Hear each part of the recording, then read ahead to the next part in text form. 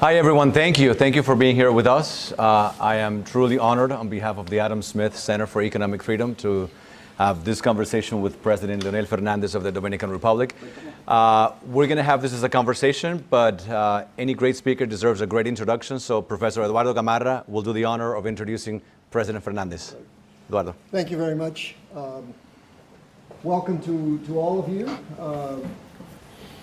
We're going to have President Fernández give us his vision of something that interests our class very much, Mr. President. I have with us a course called The Politics of Latin America. Most of the students here are undergraduate students, but with a great interest in Latin America. So I've known Dr. Fernández for, in fact, we were reminiscing this afternoon, about 40 years. And I guess that's saying a little bit about how, about our age. But I've known the president for many, many years. Had the privilege of working with him on a number of different important projects, and a lot of them in relationship to our university. This is, I don't know how many times the president has been here, but usually when the president comes here, he first thing he does is he goes to the bookstore, and everybody in the bookstore knows him because he generally buys half of the collection there to take home. So the president served as president of the Dominican Republic from 1996 to 2000, and then from 2004 until 2012. He also is the founder of a very, very important think tank called the Global Foundation for Development and Democracy, based in Santo Domingo, but which has offices in several places. New York, for example, and now here in Miami. And of course, Jose is the director, and so if you would stand up, and we're working on doing we're developing some programs together as not only with your center, but also through the Latin American Center and the Gordon Institute here at FIU. So again, welcome to all, and Mr. President, again, a privilege to have you here. So now I'll turn it over to you for your. Thank you, Eduardo. Thank you. All right. The president has been in many interviews, many academic settings. I think I first met him over 25 years ago when he came to give a talk at Harvard as president, and he gave a wonderful, academic talk.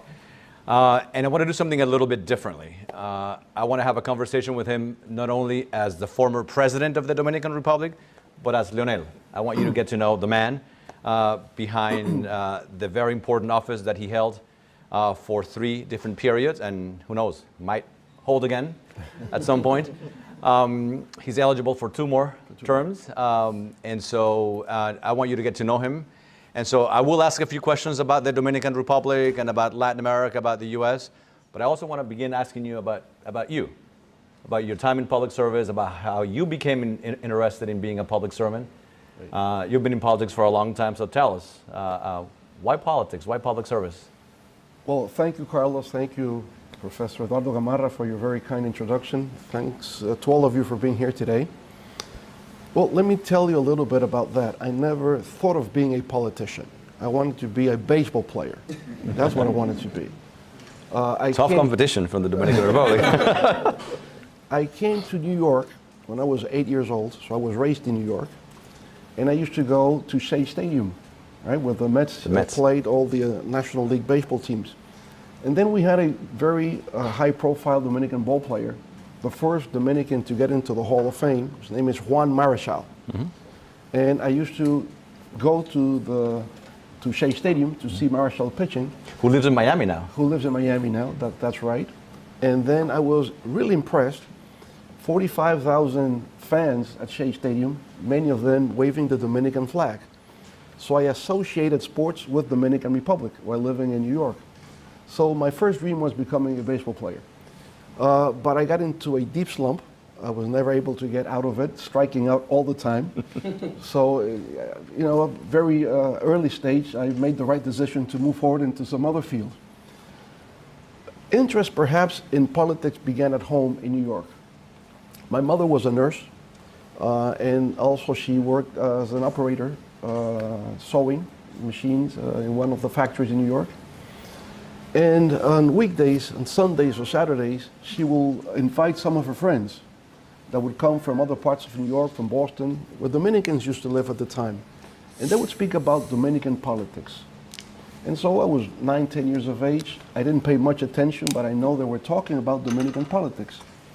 My mother was an avid reader. She would read Dominican newspapers, Dominican magazines, Dominican authors. So my family was always very much involved or interested in politics. But perhaps I would say the interest began when I returned to the Dominican Republic at the end of the 60s. Because I went into a neighborhood that really had an impact on me. That neighborhood called Villa Juana, in the capital city, Santo Domingo, most of the youth of the time was highly interested in politics and culture. So just about every night, they would go in the neighborhood, outdoors, and speak about different topics, basically about Dominican politics. So just coming from New York, more interested in baseball and sports in general, I began listening to them, and I was attracted by the way they spoke and the things they spoke about. So they began lending books, and so I began reading some of these books and became very much interested. I was beginning high school years. Most of these youngsters were already in college, and so they had an influence, creating an interest about Dominican politics. Of course, there was a natural environment to be interested in politics in the Dominican Republic at the time. We have had a long dictatorship from 1930 to 1961, Trujillo dictatorship. And then after that, we had Juan Bosch, who was the first democratically elected president after the dictatorship came down. And well, he was elected, he was overthrown by a military coup. In 1965, there was a popular uprising in the Dominican Republic to bring back Juan Bosch to power, but then it was the Cold War, and many analysts mistakenly thought it was going to be a second Cuba, which was not. It was more a democratic revolution that was taking place, and so there was a U.S. military intervention in the Dominican Republic in 1965. And so people were still talking about that intervention, and how we should regain our national sovereignty, our national identity as Dominicans. So there was a natural environment to speak about politics and become interested in politics and about culture, Dominican culture. I remember at the time I met the most important Dominican poet of the time, Pedro Mir. He would come to the neighborhood and speak and lecture, and so we were able to really get in touch with these kind of people that influence my generation. So the interest, I would say, becoming aware about the importance of politics in the Dominican Republic began in my neighborhood. Now, officially, I began participating when I entered the university in 1971. Autonomous University of Santo Domingo, UAST in Spanish. And they had student groups. But those student groups were more linked to political parties, not like here in the US. You have a students' association, but it's more academics. It's more academic here, what students do. In the DR at the time, it was more political. So I began participating in a movement called Frente Universitario Socialista Democrático FUST, a social democratic student front. But it was linked to a party, the Dominican Revolutionary Party. So we began participating there. Juan Bosch returned to the Dominican Republic beginning the 70s, and he began speaking daily on radio, half an hour every day. He would speak not like a politician, but more as a professor. So I began listening to him, reading his books, and that's how I got more involved into politics at the beginning. You mentioned briefly baseball. What is it about the Dominican Republic that produces so many great baseball players, more than any other Latin American nation? Well, really, it's a miracle what we have had, no? The possibility of having Dominican ball players get into the major leagues in the 60s, they opened the door for the others. And now we have Major League Baseball academics operating in the Dominican Republic, about 24 of them. So just about every Major League Baseball team has an academic in the Dominican Republic. And some of our youngsters are signed as young as 16 years of age, 17 years of age. Where Sandy Alcantara won the Cy Young Award last year best patron National League. And so yes, Dominican, we call it baseball lands. Dominican Republic is baseball lands, really. What role do you think government needs to play, a government like the Dominican government, in promoting things like the arts, sports, areas where in the US, for example, the government is not really involved? Well, in our case, government has to play a very active and dynamic role because the private sector is not as developed as it is in a developed country, so government really takes care of that. In sports, related to sports, we have a sports ministry. And my sports minister was Juan Marichal. So you see how things connect. I used to see him playing here in the States, and then when I was able to when I was elected, then I appointed him as the first minister of sports because of his prestige and because of his connections here in the U.S. And I would say Dominican Republic is not only good in baseball, we're good in volleyball, we're very good in boxing, we're very good in softball, in martial arts. Yeah, in football now. Well, we're beginning. We don't have a Pelé there yet, but eventually. Not yet. And so we say that Dominican Republic is not a world power, it is not a military power, it is not an economic powerhouse, but we are a sports powerhouse worldwide because we go to the Olympics, we get gold medals and silver medals, so it's a source of pride for the Dominican Republic to be so good in different sports. Another area where the Dominican Republic really has excelled is in stability. For decades, the Dominican Republic has been remarkably stable politically, but also economically. We have a lot of students studying Latin American politics, and they would know that we have some regimes in Latin America that are politically stable, but economically unstable. Others that are politically unstable, but economically fairly stable. I think Peru comes to mind. Others that are politically unstable and economically unstable. Right. But the Dominican Republic is a model of political stability and economic stability. Since you were president the first time, there have been presidents of other parties, yet the macroeconomic stability has been remarkable. You welcome foreign investments regardless of who's in charge. What is the secret to that Dominican stability, both political and economic? Right. We have gone through stages. Right after Trujillo's death, our main goal was freedom and democracy. We had the first experiment, as we said before, but it failed. The Bosch regime, the coup d'etat, the military uprising, it failed. Then we had Balaguer, Joaquin Balaguer, who has become a legend in Dominican politics. He governed from 66 to 78. Into his 90s. Until his 90s and blind. Yeah, and blind. And blind. So we had a blind president in the Dominican Republic. But brilliant man, great scholar, magnificent public speaker, like no one else. He would quote on the Greeks and the Romans out of the top of his head. So a very, very highly educated, cultivated man.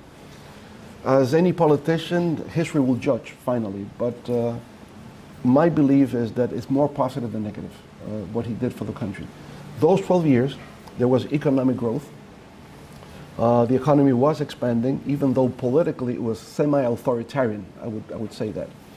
So modern democracy in the Dominican Republic begins in 1978. We had free and fair elections at the time. I think President Jimmy Carter, we spoke about this before, influenced the Dominican electoral outcome in 1978. When President Carter came to office, he promoted a policy of human rights and free and fair elections in Latin America, and I think that had an impact in our countries, alongside with other elements, other factors that were taking place outside the region. Remember that it was not only the Dominican Republic, but in the 60s and 70s, there were military coup d'etats everywhere, in Brazil, in Argentina, in Chile, everywhere. And politics was framed in terms of these are fascist governments, and we're struggling for a socialist transition. So it was either capitalism or socialism at the time. But many of these political leaders that were persecuted by the military regimes, they traveled over to Europe. Many stayed in Spain, others in Germany, others in Sweden, Switzerland. And at the time, I think three major events took place that influenced the Latin American leadership and the Dominican Republic political leadership as well. It was the death of Francisco Franco in Spain. This took place in 1876. And with the death of Francisco Franco, a democratic transition began to take place in Spain. Many Latin American leaders living in Spain at the time said, well, this makes sense. I think we can perhaps do the same thing in Latin America. So instead of fascism versus socialism, it became dictatorship versus democracy. The other was the fall of the military in Greece. And at the end also the fall of the family, the Salazar family in Portugal. Right? Another major element is when the socialist institution, el socialismo international socialism, in Europe was more Eurocentric. They opened the door, so traditional Latin American political parties would participate within the international socialists, and then you had leaders like François Mitterrand in France, Willy Brandt in Germany, and so they became interested in Latin American politics, and they influenced. So it was Carter, human rights policy, and free fair elections. It was the European process of ending dictatorships and pivoting into democracies. Latin American political leaders were there, they were influenced, they came back, and then they had a new mindset about where the political struggle should move into. So the Dominican Republic was the first location, the first country in Latin America that made that transition, right, in 1978. And from there on, we've had free, fair elections for the last 40 plus years. So we have been able to understand, and I think there is a consensus among all political parties in the Dominican Republic, there's a consensus that you need to have stable democratic political system in order to have economic growth and have social economic development. And we can see the difference between Dominican Republic and our neighbor, Haiti. The problem with Haiti is that it doesn't have a democratic political stability system. It is undemocratic, it is unstable, and because of that, there's a lot of poverty, a lack of opportunities. And so we see that the solving current problems in Haiti needs to go by first stabilizing politically, creating democratic institutions. So if you have that, there will be confidence in investing in the country. Private, local investments, foreign direct investment in the country. And then we were also making a transition in terms of economic development. Dominican Republic, as just about every country in Latin America, were export-led countries. In our case, sugar, coffee, tobacco, etc. In the 70s and 80s, then there was a transformation more into a service-oriented economy. So we began promoting tourism, free trade zones, and free trade zones is manufacturing, but more export-led. So in those corporations, you would manufacture apparels, footwear, plastics, medical equipment, etc., and basically export it into the U.S. market on a duty-free basis. Originally, in the 70s and 80s, there was a program called the Caribbean Basin Initiative, CBI. And with CBI, we would export into the U.S. market textiles, apparel, and these other products I was speaking about. They would enter the U.S. market on a duty-free basis, unilaterally. So we didn't have to open our economy to import goods and services from the U.S. Now, in the 90s, at the end of the Cold War, the whole program was changed, and now it's bilateral. So we are part of what is called DR-CAFTA, Dominican Republic, Central American Free Trade Agreement, and because of that, we continue to export into the U.S. market, and now we also import from the U.S. market. Many products also duty-free. So this is how it plays out. So we have tourism and free trade zones and growth within the financial sector, commerce, and this has enabled the creation of an expanding middle class in the Dominican Republic. Another major factor is Dominicans abroad, especially here in the States. We have nearly 2 million Dominicans in the United States. We are 11 Dominicans back home, 2 million more abroad.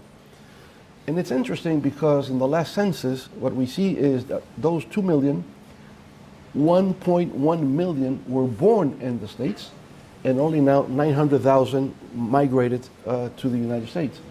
So what we see as a trend is that looking into the future, we'll have more many children born of Dominican parents living in the States. This has also made a great contribution to the country because they send remittances, they send financial resources to the families and to the ties back home. Last year was record, 10 billion US dollars were sent by Dominicans living here to Dominicans at home. So it's tourism, it's free trade zones, it is remittances, and traveling, and all this has made a tremendous transformation into the Dominican Republic. You mentioned the military dictatorships. For a couple of decades, you had a bunch of military dictatorships in Latin America. Then beginning in the 80s, we see that democracy began to arrive in many of these areas that had dictatorships. And we saw a new wave of democracies emerge all over Latin America. And so there was a lot of promise for democracy. People believed that democracy was the solution to Latin America. Now, porque creemos en el desarrollo de los pueblos y su gente, la Fundación Salvador Holguín da apertura a los cursos técnicos de electricidad, plomería, electrónica, reparación y fabricación de inversores totalmente gratis. Tu aporte solo es asistir a recibir las enseñanzas de profesores especializados en el área. Ya no hay justificación. Si no eres profesional o no tienes una carrera técnica, esta es tu oportunidad. La Fundación Salvador Holguín te espera con las puertas abiertas en el Pino de Jabón. Inscríbete al 849-457-4226. Coño, no entiendo cómo hay gente que tiene esa cachaza de hablar de hombres serios, donde sabiendo que son bandidos, porque Dani es un bandido. Una vez sobrevolamos juntos, y Dani andaba con Gómez Díaz en su helicóptero, y yo andaba en el mío, y nosotros nos encontramos en San Juan, en la finca de Eduardito, del Príncipe. ¿Sabes quién es Eduardito? El que trabajaba conmigo. Sí, señor. Claro, y después Dani se quedó conmigo, y sobrevolamos de ahí, de San Juan, bajamos a Liapiña, él conmigo. Yo me recuerdo que yo iba ese día piloteando mi helicóptero, que él ni siquiera sabía que yo era piloto. Y me dijo, oh, coño, y me sorprendo porque él ve que el capitán que trabajaba conmigo, que era piloto, se monta atrás y dice, ¿y quién es que vale? Yo, soy yo que va a tripular, ¿qué pasa? Entonces él se sorprendió cuando me ve que entonces voy a Liapiña, y de ahí entonces salgo de Liapiña y bajo a Barahona. De Barahona fuimos a Jimaní para ver lo del lago Enriquillo cuando pasó la catástrofe. Sí, señor. Y él, de encima de mi helicóptero, grabó todo eso. Entonces de ahí volví, regresé a la capital, yo mismo piloteando, y aterricé en el Hotel Santo Domingo, que ahí era que yo tenía una suite ahí alquilada. Okay. Y ahí entré, y él entró incluso a esa habitación, se lavó la cara, y en el carro mío fue que yo lo mandé a su casa con el chofer mío, y me quedé ahí en ese hotel durmiendo, que andaba con una novia esa noche. ¿Cuándo fue eso? Eso fue, para hablarle con exactitud, comando, 2002-2003, uno de esos 2 años.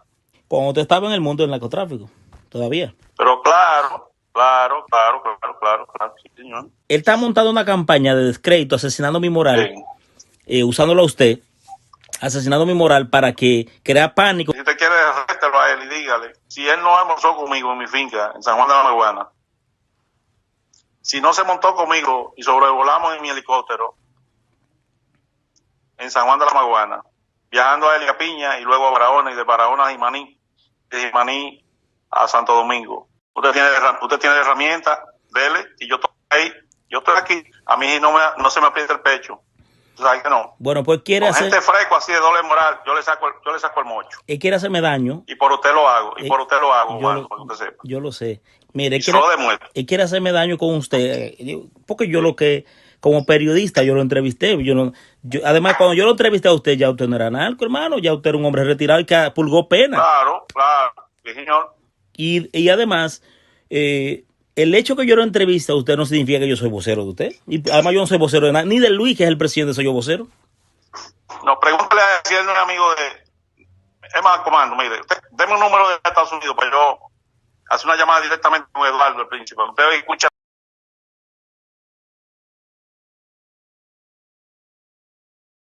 George pasó y teníamos aproximadamente 10 años viviendo en la zona y nos mudamos en la misma semana porque la casa donde vivíamos fue destrozada por el ciclón. No teníamos agua en la casa, teníamos la tubería porque un vecino nos la prestó y era muy difícil para nosotros en crisis de agua no tener un agua directa. Una casa sin agua no se puede estar. El país ha cambiado. Esta gestión vinieron al barrio y nos pusieron el agua directamente a la tubería y ya nosotros tenemos agua, podemos lavar cuando queramos, limpiar la casa cuando queramos sin necesidad de tener el agua medida. Sentí el cambio.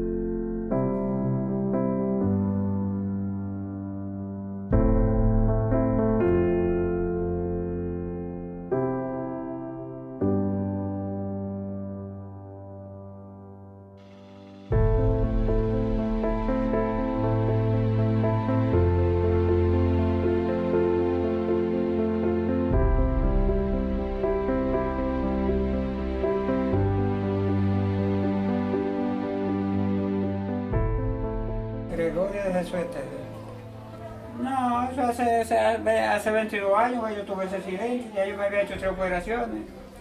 Y ahora la última operación quedé botando una infección y se me fue agrandando.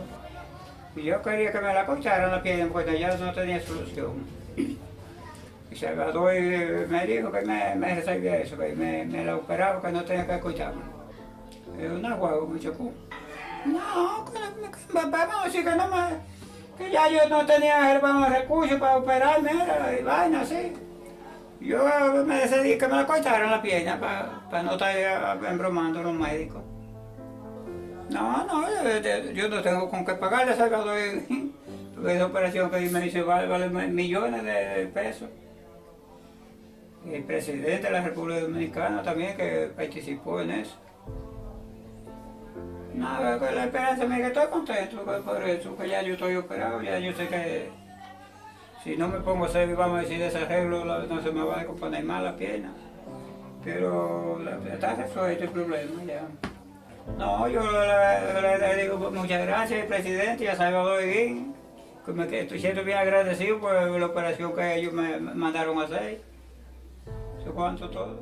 Le damos las gracias a Salvador Holguín, al presidente de la República, a Luis Miguel Gutiérrez, que fue el que comenzó este proceso, a todo su equipo, a todos ustedes, por la forma que nos han tratado aquí a Gregorio, como todos le decimos. Estamos muy agradecidos. Y ahorita en otro video que hicimos, que a Salvador que siga haciendo este tipo de obras. Él es de aquí del Pino, nos conoce bien y agradecido. Dios que le bendiga y que le siga premiando este tipo de obra, que para que siga haciendo este tipo de obra, porque son las cosas que a Dios le agradan, porque el que le da la mano al que menos puede, el Señor cada día lo levanta más. Que Dios le bendiga, que Dios le dé salud. Y se lo multiplique, en salud, en todo. Sí.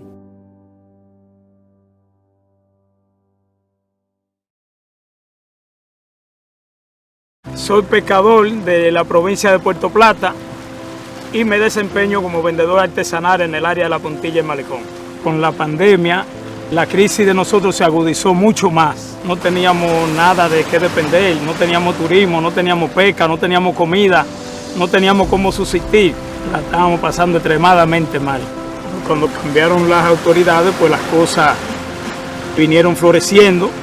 Se inauguró un puerto turístico, ahí no veis, se le construyó el puerto de pesca a los pescadores, empezaron a llegar más turistas y hemos ido saliendo hacia adelante poco a poco. Sentimos el cambio, sentimos el renacer de Puerto Plata.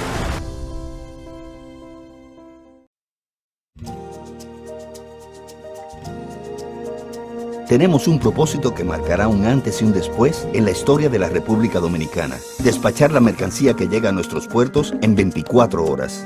Es un trabajo en equipo, un desafío que solo se puede enfrentar con entusiasmo y valentía. Nuestras aduanas están equipándose con los últimos avances tecnológicos porque solo con modernidad y eficiencia podremos agilizar los procesos operativos. Es un gran reto, pero si unimos nuestras voluntades, juntos podremos lograrlo. Esta iniciativa impactará los índices de competitividad de nuestro país, favorecerá el comercio exterior y mejorará la calidad de vida de nuestra gente. Nos encaminamos a ser el hub logístico de la región.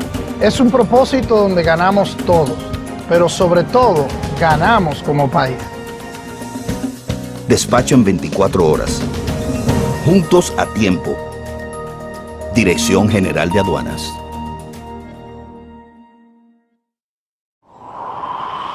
Con la brisita navideña vienen los mercados económicos de Inespre, con los productos básicos de la canasta familiar y los ingredientes de la cena navideña a precios justos, para que tengas una Navidad más feliz. Primero tu familia, primero tu alegría, primero tu Navidad.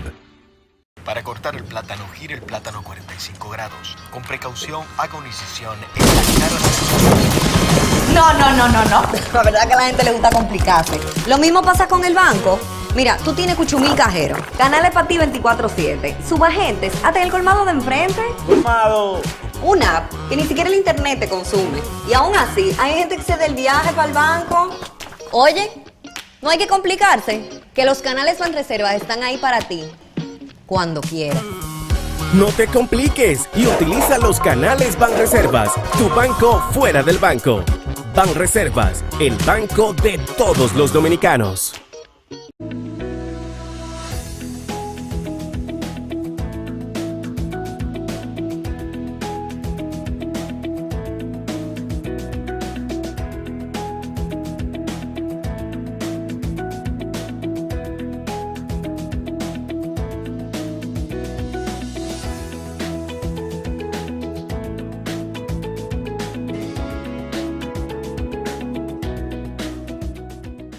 Convencidos en que la tecnología e información son garantías de éxito y desarrollo de las personas en la era digital, la Fundación Salvador Holguín trae totalmente gratis a tu provincia de Jabón los cursos de informática e inglés para ponerte acorde con los tiempos y garantizar la capacitación y profesionalidad de sus compueblanos. Ya están abiertas las inscripciones. Llama ahora mismo al 849-457-4226. Fundación Salvador Holguín. Tecnología a tu alcance. Y yo quiero decirle a los dajaboneros y dajaboneras en el día de hoy que Salvador Holguín tiene un sueño para con su pueblo. Que Salvador Holguín tiene aspiraciones para con su gente. Que Salvador Holguín está trabajando día y noche para acompañarles a ustedes junto a las autoridades del gobierno del presidente Luis Abinader para traerles soluciones a esta importante provincia que me vio nacer. Yo tengo un sueño para Condajabón y estoy trabajando para cumplirlo. Yo tengo un sueño de desarrollo. Yo tengo un sueño de bienestar. Yo tengo un sueño de oportunidades para los jóvenes. Yo tengo un sueño para detener la haitianización que existe en esta frontera. Yo tengo un sueño para evitar la inseguridad. Yo tengo un sueño para la salud. Y yo tengo un sueño con el desarrollo, el bienestar y la prosperidad de los dajaboneros y dajaboneras. Que quede en el día de hoy para la historia que este humilde dajabonero que se llama Salvador Holguín está con ustedes, seguirá con ustedes y trabaja con ustedes junto a las autoridades de esta provincia de Dajabón.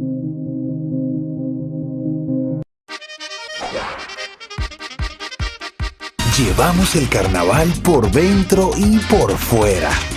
Diablos, robalagallinas, califé, tiznaos, papeluces, llenan las calles de colores y la alegría de que siempre hay nuevos motivos para celebrar.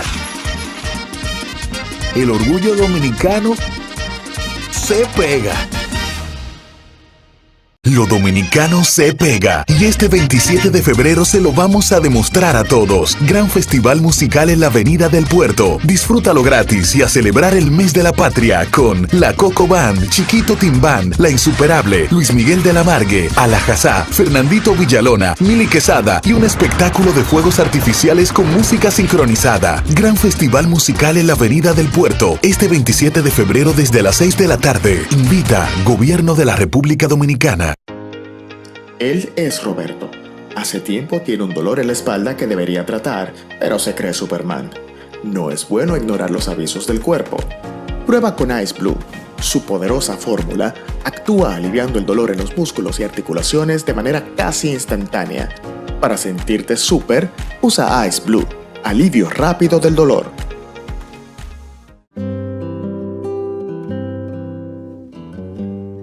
Hoy sé que no pido ni un rayo de sol para verte. No las tengo todas conmigo. Me deslumbras, me hipnotizas. De repente renaces despierto. No pido nada. Hoy sé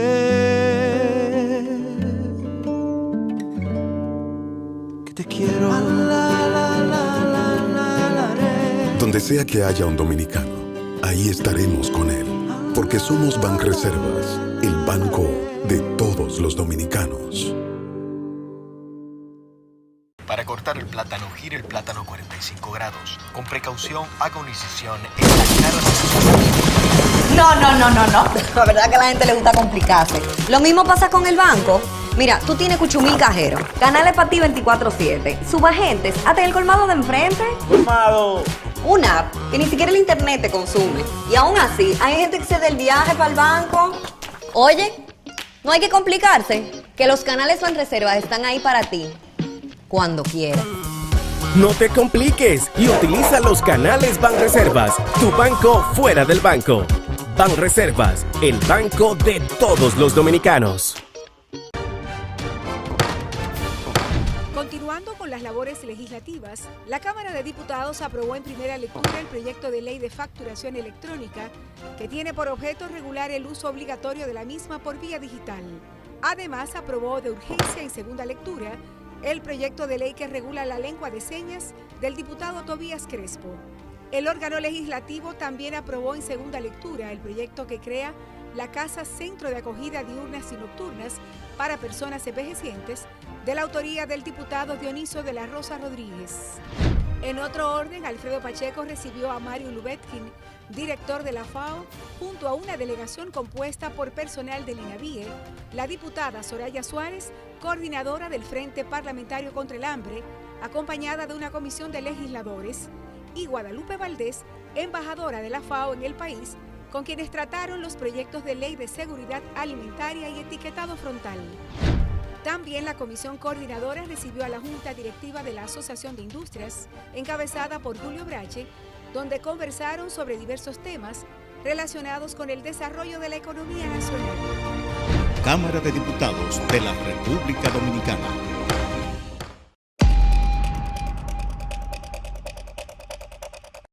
Democratically elected regimes that have gone the authoritarian route and that have tried to remain in power repeatedly, whether you call them populist or different type of regime, most of them on the left. Do you think democracy has lost its luster? Are we seeing a return, maybe not to authoritarianism the old-fashioned way through dictatorships, but a new type of authoritarianism emerging in Latin America? In a way, yes. Even though I think democracy still prevails in general terms, I would say those with authoritarian inclinations are the exception. Just about the rest of the countries are more democratically centered. The rule of law, constitutionalism, I think that prevails still today. Now, the thing is, who comes into power nowadays depends on global trends, global economic trends, and the influence they're having in the electoral political cycle in Latin America. This is something relatively new. We've always known that there is a correlation between economics and politics. If the economy is doing well, and the government tends to be reelected. If there is a downfall in the economy, most likely the opposition will come into power. But that used to be on the local terms. Now it's globally. No? Global economic trends define political electoral cycles in Latin America. So when the democratic left, I should call it, is not the armed left. It's not a revolution. They came elected by the people, no? This democratic left or center left in Latin America came into office due to the recession that began to take place in 2001.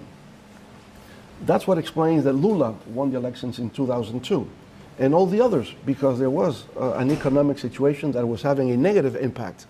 There was rising prices in foods specifically, unemployment, a lot of marginalized people in the urban areas. So that enabled democratic left parties to come into power.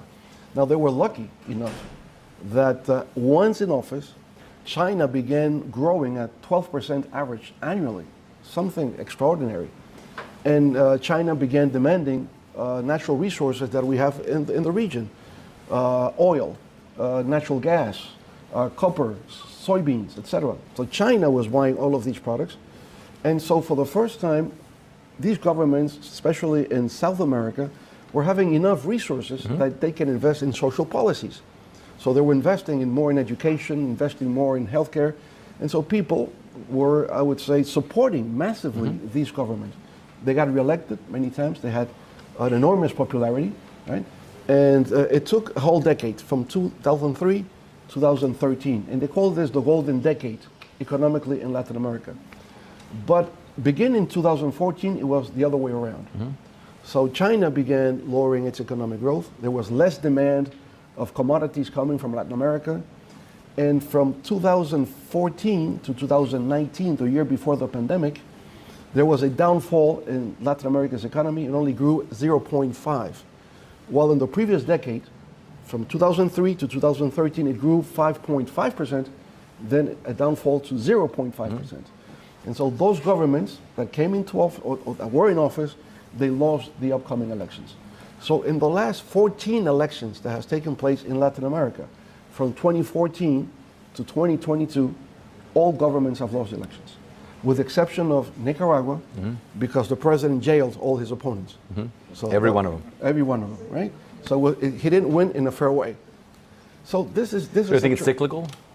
It's cyclical. I think politics is like a pendulum. It's like a pendulum in Latin America, more dependent nowadays of global economic trends.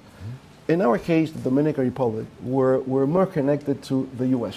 We're more connected to the U.S. system.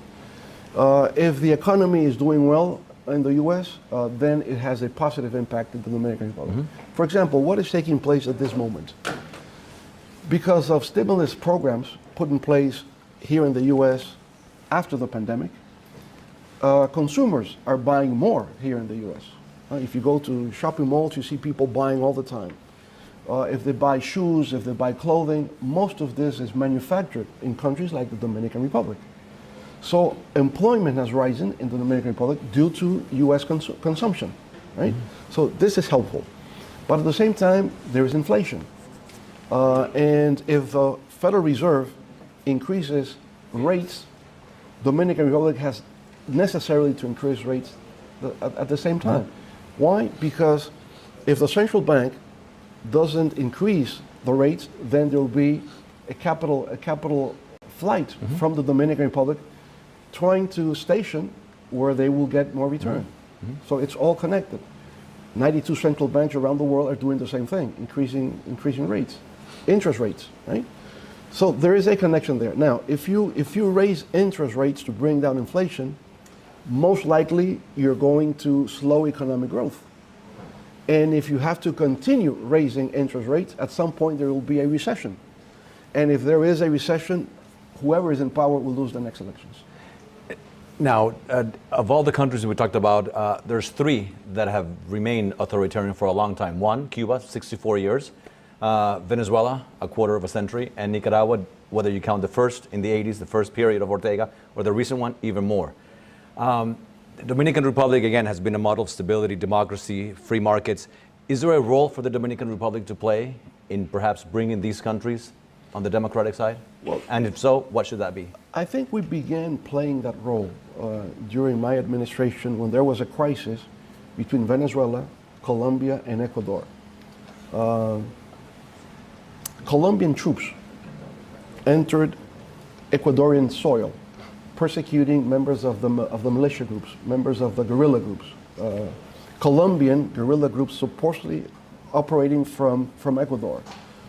So we had a meeting by what is called then the Summit of Rio de Janeiro in the Dominican Republic, and there was a quarrel between these 3 countries. Even they were going to file a lawsuit in The Hague, no, for violation of human rights and whatever. So we were able to solve that problem in a diplomatic way. And so we left the meeting with the idea that the Dominican Republic could play a role of mediating on conflicts within countries in the region. I remember the president from Honduras saying Santo Domingo is the capital of peace in Latin America. And then some other conflicts came about and we were able to solve that, especially Honduras.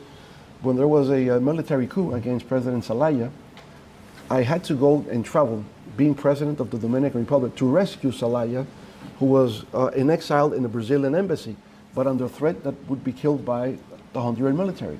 And so we were playing the role of mediating conflicts in the region. But successive governments have not, been up to the occasion, and I think we have abandoned the idea of being neutral in order to solve problems within the region that no one else could solve, because there's, in some cases, lack of trust on OAS, the Organization of American States. They don't trust what takes place there. They say it is influenced by the US and Canada. They want to have something more Latin American. And there is no resource, there's no, I would say, third party on which you can rely to solve these conflicts that come about now and then among And so going forward, what do you think the Dominican Republic can do to bring democracy to these 3 countries in particular? Well, we can only show our example. The Dominican Republic has progressed, that we have modernized our country with democratic political stability, and that's the only way that can be done. And I think people are beginning to understand that. Because I would say this, Carlos, right from the Declaration of Independence of our countries at the beginning of the 19th century, the goal always was to establish democratic regimes. But we were never able to. The 19th century was always a struggle between caudillismos in different places. We never were able to, with some exceptions. Then entering the 20th century was the Mexican Revolution, I think made an impact in terms of eliminating dictatorship of the time, Porfirio Diaz, and having a democracy with its flaws, because a one-party democracy for many years. Now, Mexico has different political parties. It's a plural party political system. Well, you have Mexico.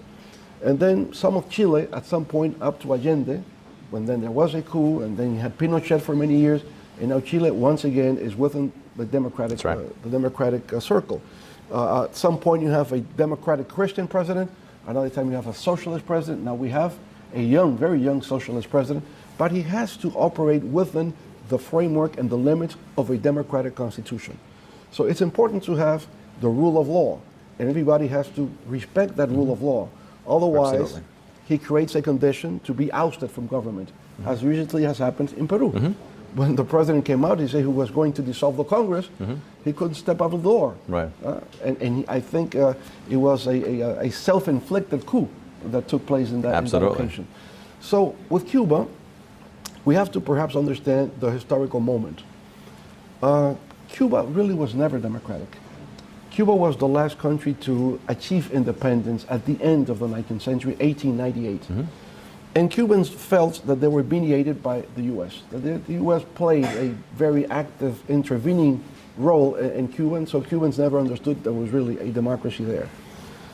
Juan Bosch, my mentor, lived in Cuba for over 25 years as an exile, and he was a consultant to President Carlos Prío Socarrás, the only democratic president prior to the revolution in 1959. So the revolution in Cuba took place in a moment where there were many other dictatorships in the region, and there was no democratic path to overcome those regimes. So Fidel Castro led the revolution in Cuba in 1959. Some Dominicans participated in that revolution with Fidel Castro. The revolution in Cuba triumphed in January 1959, and we had an expedition, a military expedition, coming out of Cuba in June 1959, 6 months later, with people that were trained and participated in the guerrilla with Fidel Castro coming to the Dominican Republic to overthrow Trujillo, the 14th of June movement. So at the time, when the Cuban Revolution took place, the idea was there's no other way, because the democratic path has been obstructed. We have to do it by revolution. And so Fidel was seen as a hero in Latin America at the time. When Juan Bosch was overthrown by a coup d'etat, and then there was a popular uprising in 1965, and U.S. military took over, people of my generation that began participating in politics, they thought that the only way out was going to be through a revolution. So the revolutionary phenomenon is something that must be understood in the context of the historical process at the time. Now, once you are able to get into power through the democratic system, revolution doesn't make sense. So revolution has become something obsolete. The revolution that's taking place nowadays in the 21st century is the revolution of knowledge, science, and technology. And that's the only way that we can also move forward in Latin America, through knowledge, through science, through technology transfer, so that we can increase our productivity, our competitiveness in international trade, and create a volume of wealth that, well distributed, will make our countries modern countries in Latin America and around the world. You mentioned China very briefly. Some would argue that the United States for a long time has ignored Latin America, and that by creating a vacuum, the Chinese have been able to step in, and right now they are South America's biggest investor, biggest trading partner, and the second for Latin America. Were not for Mexico, where U.S. trade is key, it would be the biggest in Latin America. Are you concerned about the Chinese in Latin America, A, and B, if so, what should U.S. foreign policy look like so that the U.S. has a bigger, stronger, more robust presence in the region? I think the U.S. was more concerned and involved in Latin America because of the Cuban Revolution. And then you have President Kennedy talk about the Alliance for Progress. It was a response to the Cuban Revolution. But then in the 1980s, as the dictatorships gave way to democratic governments, I think there was a neglect from the U.S. Policymakers in terms of the importance Latin America had for foreign affairs, for the U.S. foreign affairs. I think there was some sort of neglect in understanding the importance of Latin America. Now, the Chinese began coming into the region more the 90s and the beginning of this century, especially in South America. And I would say this neglect or indifference came more from the economic side. U.S. multinationals began abandoning Latin America.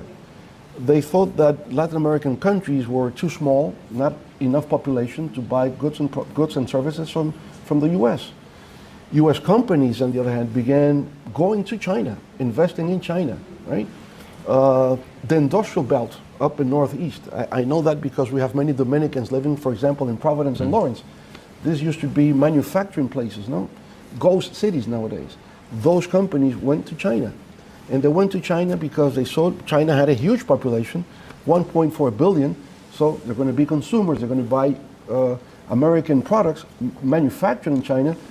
Dominican Republic only has 11 million people, not enough population to buy goods and services for America. So all these companies left, or the majority of these companies left. You don't find one US company doing infrastructure development in Latin America. I don't know of anyone. And so Chinese companies began overtaking US market in South America, not in the Caribbean. In the Caribbean, US always had a tighter connection, and it's just been recently because Taiwan was unable to really deliver in terms of connecting the Latin American countries with investments coming from Taiwan. Taiwan was also investing in China. Taiwanese companies were going to China. So the Taiwanese government was interested in having a relationship with our government, but the Taiwanese private sector made no investments. They were still aiding. Yeah? We'll give you ambulances, or we'll build a hospital for you. Well, we have become middle-class income countries. We don't need this type of aid anymore. We want investments. So the Taiwanese or the US companies were not investing. The Chinese come in, they say, we're going to build this for you, we're going to do the other thing, and so they become attractive. I think the US has reacted lately, I would say, to the penetration of China in this part of the world, but still early enough. Still, I think the US has a geopolitical interest in increasing its support in this part of the region, because we all see that the rivalry in the 21st century is between US and China. And we are in, I would say, in the geopolitical sphere of US interest. And so the US cannot ignore this part of the world anymore, because you can install naval bases, you can have terrorist groups operating, for example, in this part of the world. And I would say, for example, Haiti. I think the US is not paying enough attention to Haiti. Haiti is very close to US soil. You can have terrorist groups operating there. You can have all kinds of things that would damage US homeland interests. So you have to pay attention to these things. You know? It's not only that Dominican Republic cares because it's our closest neighbor and we might have a massive illegal migration coming into our country, but it's because Haitians are migrating also illegally into the US. They're being returned when they reach the Keys, but many things can happen. So for geopolitical interests, I think the US has to pay more attention to this part of the world. We need more investments, and we know that there's a new program called nearshoring. And with nearshoring, I think we're going to surpass the impact of the free trade zones, because I think we can bring the global chain system. With the global chain system, for example, Dominican Republic is not in the automotive industry, but we can be part of the automotive industry. Whatever components can be manufactured and be part of the chain, we can go into the aerospace, whatever. We can leapfrog into different products and services with more value added, which is the challenge that we have for the future. So speaking of those challenges, we mentioned before you've been president for 3 terms. You're eligible for 2 more terms. Yes. If you were to run again and win, what would a Fernandez 4 administration look different from the previous 3? Well, there is continuity and change, as everything. No? Continuity in terms that we're going to continue consolidating democratic institutions in the Dominican Republic. That's one. The rule of law. So there can be no way back. Whoever governs in the future, you have to maintain a democratic system. Right. We can improve that. We can make it more participatory so that citizens not only have a passive participation, they can actively participate in policy making, designing different policies for education, for healthcare, for agriculture, industry, whatever. That can be done, but I think one basic thing is guaranteeing permanent, sustainable democratic stability in the Dominican Republic. From the economic side, we have evolved, as I said before, from agricultural exports more into a service economy. I think our next step would be to scale up into a high-tech economy. More technologically driven, so we can implement technology to every sector, to agriculture, to industry, to the service sector, so we will have more productivity gains. But at the same time, how can we get into the world economy, especially here in the United States, with more goods and services with value added? One major element where FIU will help us govern well for the Dominican Republic is we're going to work on something called a strategic alliance between Florida and the Dominican Republic. We see that Dominican Republic should be the next Florida in the Caribbean. Have the modernization, have a university like FIU in some of our provinces back in the Dominican Republic. And I know we can do that because the president of the Student Association is a Dominican. Christopher is here. So, and Christopher, who surprised me, I just met him when I came in. PhD student? Is a PhD student in computer science, what we need in the Dominican Republic to make a real change. So Christopher will be a role model for Dominicans in the Dominican Republic because we want to get into the computer science, in biotech, in nanotech, in the software development, anything that has to do with a high-tech ecosystem that will transform the Dominican Republic. So you're in charge of that, Christopher, right from now. In a few minutes, we're going to start getting ready for student questions, so start thinking of your questions. A couple of concluding questions. You've been a public servant for a long time. What's your biggest regret and the thing you're the most proud of as a public servant? Well, you know, there's always a learning curve. I remember when I came in, people were protesting in front of the palace because they wanted a decree that was delivered by my predecessor to be changed. And then I say, what is it that they want? They said they were expelled from the places they were living near a river, and they want to get back to that place. And I said, can we do that? I said, you can do it temporarily until we build new houses for them. In the meantime, they don't have to be homeless. I said, it sounds like a good idea. But then instead of just annulling the previous decree and delivering a new one, I invited those people to come into the palace, to the cabinet room. So they will feel that it was a new democratic government that was with the people. And so, yes, we were able to arrange them back again where they were until we finally built the homes they went into. But then when other groups saw that the new president was inviting people to come into the palace, strikes and protests began taking place every day.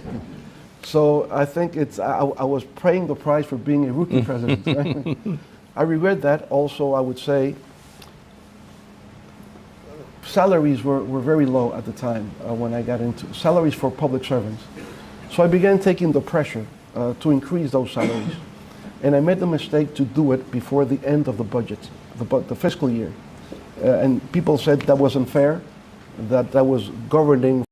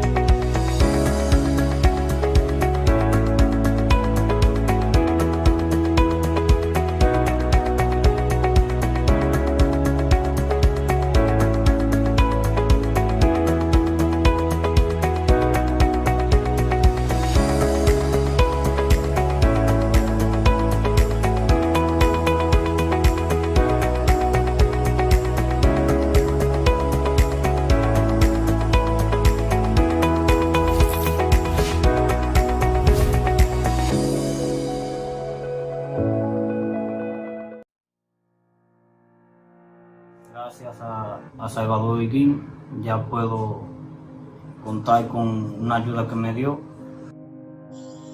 Contenta porque era algo de que yo le estaba pidiendo a Dios desde hace un par de meses desde que tuve el accidente, y gracias a Dios primeramente me dio la oportunidad de conocer a Salvador y me dio su mano amiga entre ahí sana. Gracias Señor le doy que me lo puso en mi camino. Bueno, yo venía bajando para arriba y llegando a Rodríguez, borracho se me atravesó y se me salí todo y como quiera me tragué en la vía contraria ahí. Yo no pensé más nada, no pensé en los muchachos así. Cómo se iban a hacer ya para adelante. Me sentí sumamente contento.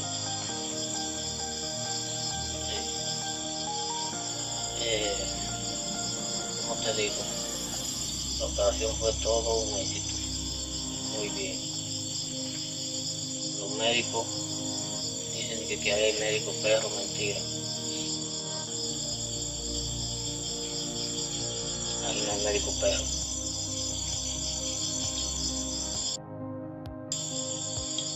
Muchas gracias a Salvador, muchas gracias a todo el que aportó granito de arena. Gracias aquí a Sandy, a mi esposa, que se movió mucho también, y todo el que estaba en oración respecto a esa operación. Salvador Olguín, yo le quiero decir que siga así, que el Señor le va a dar su recompensa, y el grupo médico, que lo felicito, porque el primer hospital que voy y tienen esa tendencia fue en Santo Domingo. Un logro más de lo que se está haciendo en el grupo democrático, liderado por el líder Salvador Olguín. Este es uno más de los logros de lo que nos ha propuesto y nos ha dicho nuestros líderes. No dejen perder una vida por falta de diligencia, porque la diligencia está. Nuestro líder está haciendo lo que Dios lo ha mandado a hacer. ¿Qué? Salvar vidas. El salvador de todos los japoneses.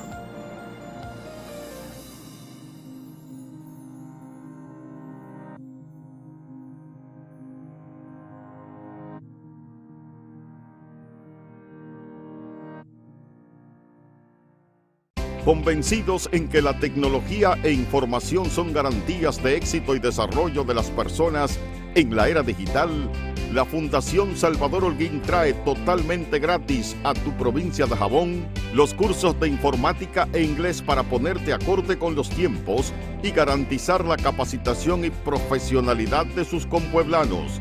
Ya están abiertas las inscripciones. Llama ahora mismo al 849-457-4226. Fundación Salvador Olguín. Tecnología a tu alcance. Él es Roberto.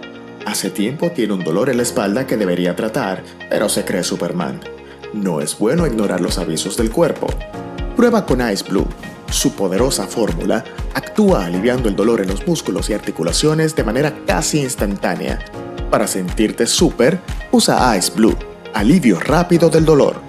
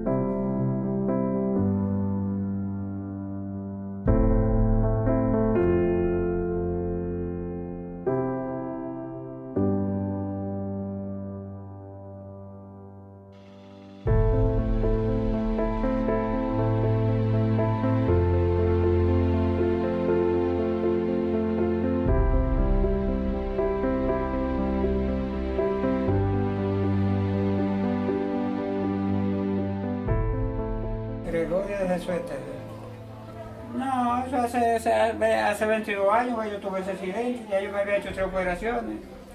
Y ahora la última operación quedé botando una infección y se me fue agrandando. Y yo quería que me la cortaran la piel, pues ya no tenía solución. Y Salvador me dijo que me resolvía eso, que me la operaba, que no tenía que cortarme. Una guagua me chocó. No, vamos a decir que ya yo no tenía recursos para operarme, y vaina así. Yo me decidí que me la cortaran la pierna para no estar embromando a los médicos. No, yo no tengo con qué pagarle a Salvador. Esa operación que me hizo vale millones de pesos. Y el presidente de la República Dominicana también que participó en eso. Nada, con la esperanza me que estoy contento por eso, que ya yo estoy operado, ya yo sé que si no me pongo a hacer, vamos a decir, desarreglo, no se me va a descomponer más la pierna. Pero está resuelto el problema ya. No, yo le digo muchas gracias al presidente y a Salvador Guín, que estoy siendo bien agradecido por la operación que ellos me mandaron a hacer. Eso cuánto todo. Le damos las gracias a Salvador Holguín, al presidente de la República, a Luis Miguel Gutiérrez, que fue el que comenzó este proceso, y a todo su equipo, a todos ustedes, por la forma que nos han tratado aquí a Gregorio, como todos le decimos. Estamos muy agradecidos. Y ahorita en otro video que hicimos, que a Salvador que siga haciendo este tipo de obra. Él es de aquí del Pino, nos conoce bien y agradecido. Dios que le bendiga y que le siga premiando este tipo de obra, que para que siga haciendo este tipo de obra, porque son las cosas que a Dios le agradan, porque el que le da la mano al que menos puede, el Señor cada día lo levanta más. Que Dios le bendiga, que Dios le dé salud y se lo multiplique en salud, en todo. Sí.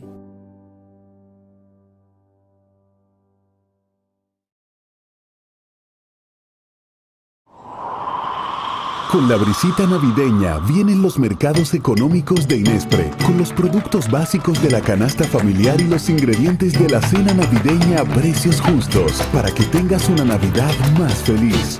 Primero tu familia, primero tu alegría, primero tu Navidad.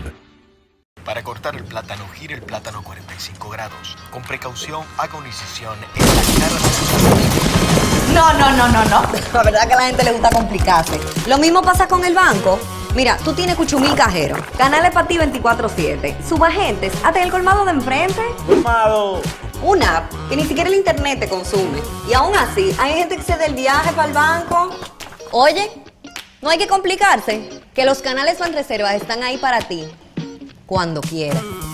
No te compliques y utiliza los canales Banreservas, tu banco fuera del banco.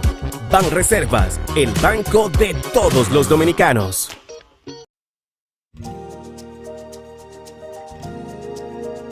Tenemos un propósito que marcará un antes y un después en la historia de la República Dominicana. Despachar la mercancía que llega a nuestros puertos en 24 horas. Es un trabajo en equipo, un desafío que solo se puede enfrentar con entusiasmo y valentía.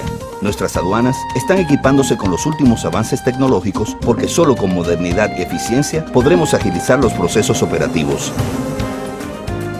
Es un gran reto, pero si unimos nuestras voluntades, juntos podremos lograrlo. Esta iniciativa impactará los índices de competitividad de nuestro país, favorecerá el comercio exterior y mejorará la calidad de vida de nuestra gente. Nos encaminamos a ser el hub logístico de la región. Es un propósito donde ganamos todos, pero sobre todo ganamos como país. Despacho en 24 horas. Juntos a tiempo.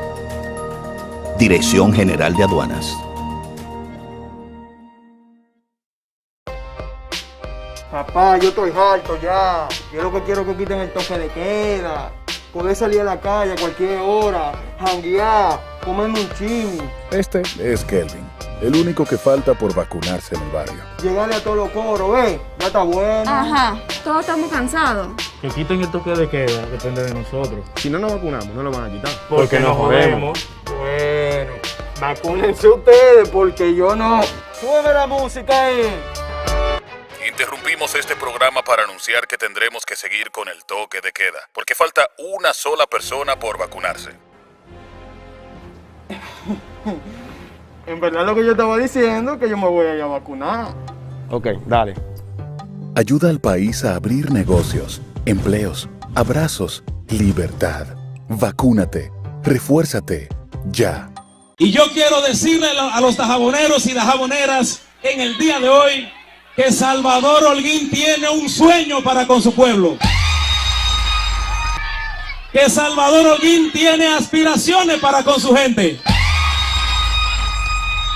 Que Salvador Holguín está trabajando día y noche para acompañarles a ustedes junto a las autoridades del gobierno del presidente Luis Abinader para traerles soluciones a esta importante provincia que me vio nacer. Yo tengo un sueño para con Dajabón y estoy trabajando para cumplirlo. Yo tengo un sueño de desarrollo. Yo tengo un sueño de bienestar. Yo tengo un sueño de oportunidades para los jóvenes. Yo tengo un sueño para detener la haitianización que existe en esta frontera. Yo tengo un sueño para evitar la inseguridad. Yo tengo un sueño para la salud.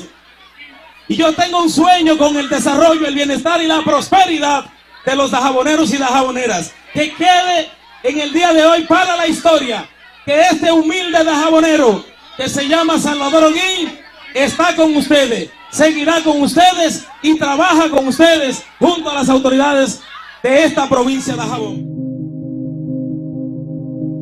Para cortar el plátano, gire el plátano 45 grados. Con precaución, haga una incisión en la cara de... No.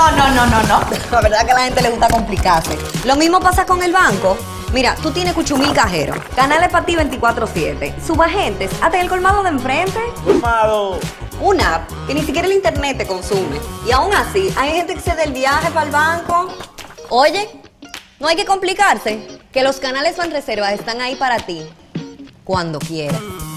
No te compliques y utiliza los canales Banreservas, tu banco fuera del banco. Banreservas, el banco de todos los dominicanos.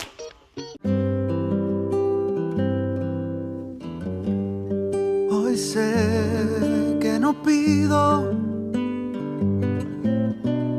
ni un rayo de sol para verte. No las tengo todas conmigo. Me deslumbras, me hipnotizas. De repente renaces despierto, no pido nada. Hoy sé que te quiero. Donde sea que haya un dominicano, ahí estaremos con él, porque somos Banreservas, el banco de todos los dominicanos. Aquí, en la provincia de Duarte. Esto es cambio. La provincia de Duarte es una provincia maravillosa. La gente de aquí somos todas trabajadoras, buenas y serviciales. En otro tiempo, verdaderamente fuimos abandonados. Realmente era un caos. Pero después que nuestro presidente Luis Abinader llegó, nosotros estamos dentro del cambio, de ese cambio que el presidente soñó. Nos encontramos en la provincia de Duarte, en donde el gobierno central, a través del Ministerio de Obras Públicas, ha venido realizando un conjunto de ejecutorias para mejorar la calidad de vida de los habitantes de esta provincia. Y se están cumpliendo los trabajos a capa y espada. Antes esto era intransitable. Porque imagínate, si antes era mucho polvo y un desastre. Hoy día, esta vía no está en una maqueta, esto es un diseño realizado. En tiempos atrás solamente había un beneficiario del puente Guisa, que era el río, porque cada vez que hacían un puentecito lo hacían malo y se iba. Esa obra para nosotros ha sido una obra maravillosa. Vimos realidad este sueño. Y miren, 2 años aquí se ha faltado, a donde quiera. Ahora podemos salir en los vehículos, llegamos más a tiempo y nuestros vehículos no se deterioran. Y agradecidos estamos como comunitarios por eso. También tenemos lo que es la reconstrucción, el asfaltado de la carretera de Controva hacia San Francisco, así previendo accidentes y mejorando la seguridad vial de la misma. Esto que ustedes están viendo hoy aquí es solo una pincelada de lo que está haciendo el gobierno en la provincia de Duarte.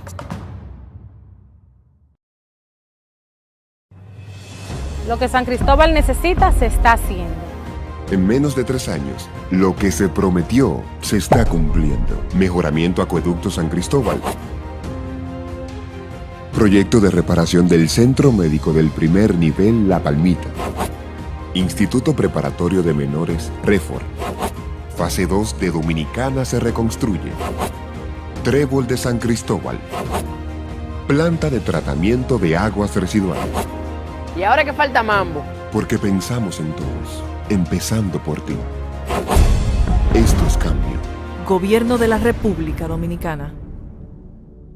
Aquí, en la provincia de Santiago, esto es cambio. Imagínate tú, no es fácil. Nadie nos hacía caso. Después de tener más de 12 años en la comunidad abandonada, nuestros barrios que daban pena. Claro, el cambio se siente desde que Luis Abinader tomó la rienda de nuestro país. Teníamos varios años esperando la terminación del tramo de la circunvalación norte. Es un tramo que nos ayuda a descentralizarnos de la ciudad y en el cual nos da una potencial muy alta, tanto de trabajo, porque ya no es una promesa, es una realidad. Son 77 barrios que se han comunicado directamente. Nos dignifica como personas y aparte que nuestro entorno coge más valor y nuestra propiedad. Nos encontramos en el puente Abraham Gómez. Teníamos un largo tiempo ansioso por este puente. Este puente comunica la autopista Duarte con Laguna Prieta, Puñal y Guayabal. Cuenta con todos los elementos estructurales y las especificaciones técnicas que debe contar con un puente metálico. Desde el 2008 no se le daba un remozamiento a esta arena y estamos más que agradecidos tanto como santiagueros y como presidente de la Asociación de Baloncesto de Santiago. Los santiagueros estamos orgullosos de esta gestión porque se siente el calor del gobierno ayudando a su gente. Esto es cambio. En Los Ríos estamos ejecutando una obra que se llama el saneamiento pluvial y sanitario de la cañada de Arroyo Hondo. Hemos alcanzado ya el sellado de la cañada. En los 35 años que tengo viviendo aquí, el primer presidente viene aquí a la cañada. Desde que empezaba a llover estaba todo el mundo de pie y con la cama amarrada en soga. Teníamos una precariedad con esta cañada, eso era insoportable. Una vez uno a las 12 de la noche tenía que levantarse a ayudar a los vecinos, a meterse al agua porque se inundaba todo. Llegó el cambio al sector de nosotros Los Ríos, ya prácticamente eso ya está pasando a la historia. Ya no le decimos cañada, le decimos la ex cañada.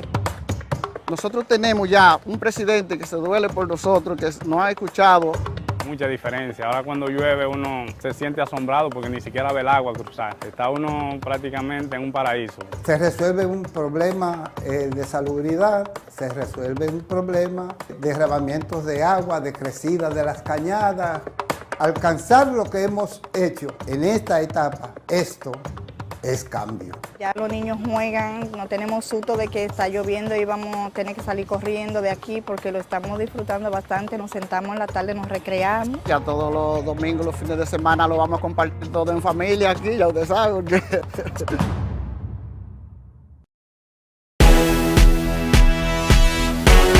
Ponle tú también pilas nuevas a tu negocio con Expo Fomenta Pymes Banreservas. Aprovecha tasas desde 12.95%, ofertas en comercios aliados, charlas, talleres de educación financiera, premios y mucho más. Expo Fomenta Pymes Banreservas. Hasta el 15 de mayo. Cupo limitado. Más información en banreservas.com.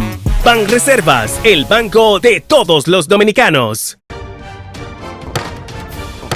Continuando con las labores legislativas, la Cámara de Diputados aprobó en primera lectura el proyecto de ley de facturación electrónica que tiene por objeto regular el uso obligatorio de la misma por vía digital.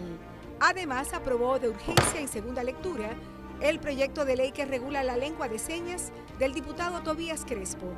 El órgano legislativo también aprobó en segunda lectura el proyecto que crea la Casa Centro de Acogida Diurnas y Nocturnas para Personas Envejecientes, de la autoría del diputado Dioniso de la Rosa Rodríguez. En otro orden, Alfredo Pacheco recibió a Mario Lubetkin, director de la FAO, junto a una delegación compuesta por personal del INAVIE, la diputada Soraya Suárez, coordinadora del Frente Parlamentario contra el Hambre, acompañada de una comisión de legisladores, y Guadalupe Valdés, embajadora de la FAO en el país, con quienes trataron los proyectos de ley de seguridad alimentaria y etiquetado frontal. También la comisión coordinadora recibió a la Junta Directiva de la Asociación de Industrias, encabezada por Julio Brache, donde conversaron sobre diversos temas relacionados con el desarrollo de la economía nacional. Cámara de Diputados de la República Dominicana.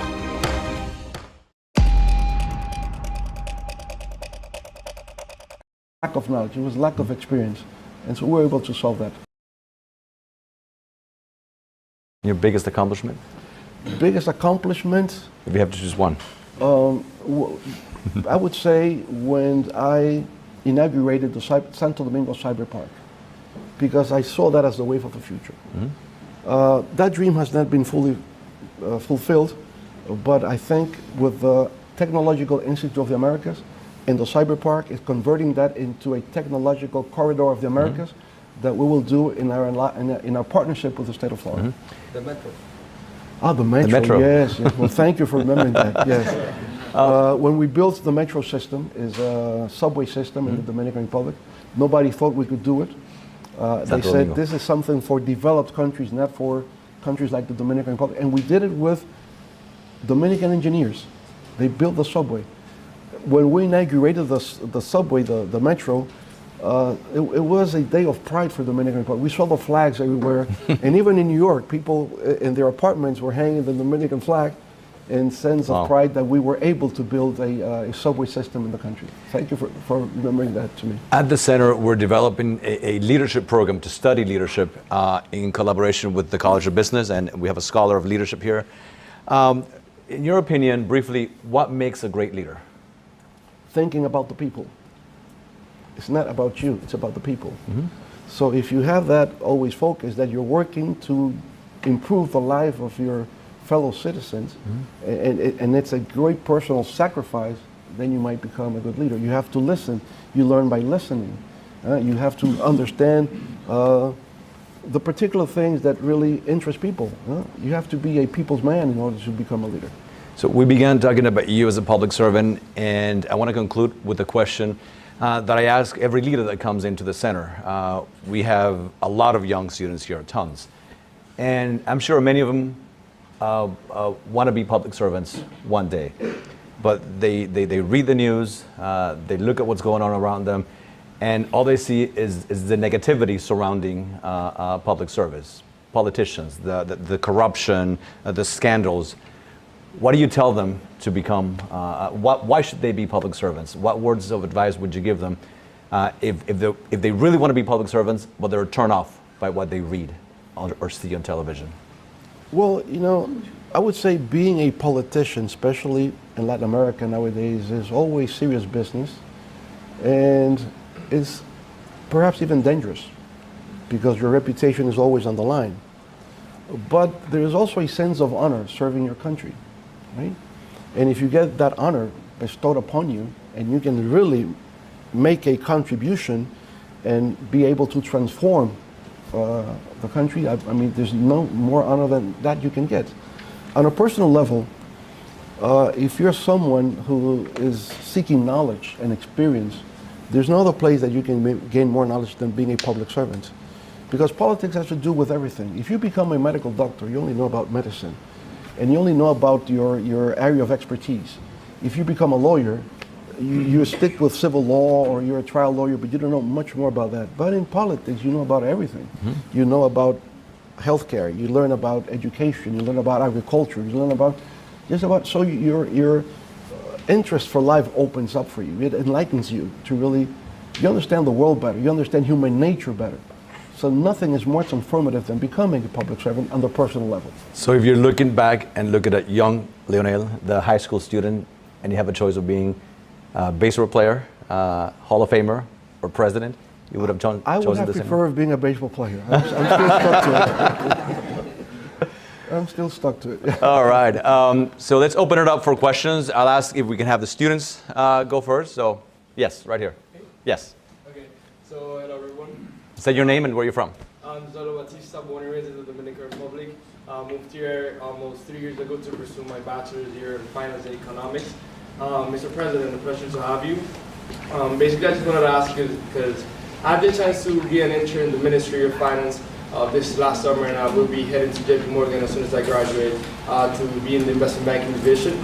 And we're low-key heading into a recession, so I just wanted to know what measures and actions would you want to take if and when you get elected and you basically become president for the stability of the banking system, especially in the Latin America industry. So for the next questions, we're going to have a microphone only for the benefit of people watching online. Right. Well, let me tell you, we have a very financial stable system in the Dominican Republic, as you well know. The last banking failures took place 2003, and ever since, many measures were taken and implemented to have a trustworthy and stable financial system. Now, you never know. Look what's happening here now. There recent failure by 2 banks, and there's a lot of concern that it might spread and affect other banks here in the States or even in Europe. So we hope it doesn't happen, because it's always a catastrophe when you have these financial fall-downs.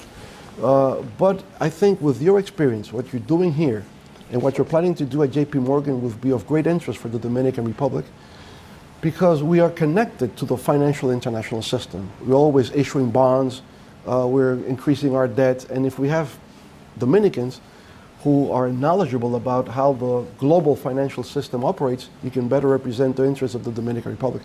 So I congratulate you. So we have in computer science and now in finance, I think the Dominican Republic is heading for a very prosperous 21st century. Okay, Christopher? Yes. Okay. Go here. The microphone right behind you. Hello, my name is Ishmael, and I was born in the Dominican Republic. My major is political science, indeed. My question is, in 1995 and 1996, when you were working with President Bulgaria and former President Bush, how did it come for you to be the candidate for the 1996 election? How that happened? And also, the next question will be, in 2018, when the Dominican Republic withdrew the recognition of Taiwan, the Republic of China, for the People's Republic of China, you were already an influential figure within the government. How did you react? What was your opinion on that decision? Okay. Great questions. Before I answer the question, I would like to acknowledge the presence of 2 senators from the Dominican Republic that are with us at the audience. 2 senadores de República Dominicana. Diony Sánchez, who is the speaker, and Franklin Rodriguez. They happen to be also members of our party, La Fuerza del Pueblo. Right? Going to your question, I've never held any public office. I was never a councilman nor a representative or senator as they are. I just came up to the ranks, no? In 1993, I was elected vice presidential candidate with Juan Bosch. And since he was already ailing a little bit, he was suffering from Alzheimer, he wasn't able to really campaign. So I campaigned for him in places that he couldn't go anymore. And so I learned, listening to the people, I learned about what I said before, the very peculiar things that interest people. So if I went, for example, to San Francisco de Macorís, that you know well, what is their interest? Rice production. So people would explain to me about rice, and I would learn a lot about rice production. If I go to the border with Haiti, Montecristi, people export bananas. So they will explain to me what they would be expecting from a new government about banana exports. So you would learn about banana exports just listening to the people there. And that's how it happened. So we had a crisis. The only real crisis, no, we had one in 1992, an electoral crisis, again in 1994. And the next period was lowered to 2 years. So instead of being from 1994 to 1998, it came 94 and 96. And that's how I came in as a candidate in 1996. But it was because I was a vice presidential candidate the year before. My relationship was really with Juan Bosch. He was my professor, I would say. In the Dominican Republic, one learns more informally than formally. Here you have the chance to come to a university and you learn the formal way. We learn by doing. We learn in practice. We learn in real life. And I would say being in politics taught me a lot. For example, I became a journalist, but because the party, our political party, had a newspaper. And I would write every week. I would write about economics, I would write about international affairs, but it was never scholarly. It was something that was done, every week. Reading, of course, magazines, newspapers, books, whatever, and coaching you someone who was a professional writer. So he would take his red pen and say, you don't write like this, you have to be more specific, don't use adjectives, you always go directly to what you want to say. So you learn, you're trained in practice, and then you see the effect your writing has on people. You say, oh, I read your article, I find it very interesting, I learned a lot from what you said. That's the way we learned, that's the way it was happening. So with Balaguer,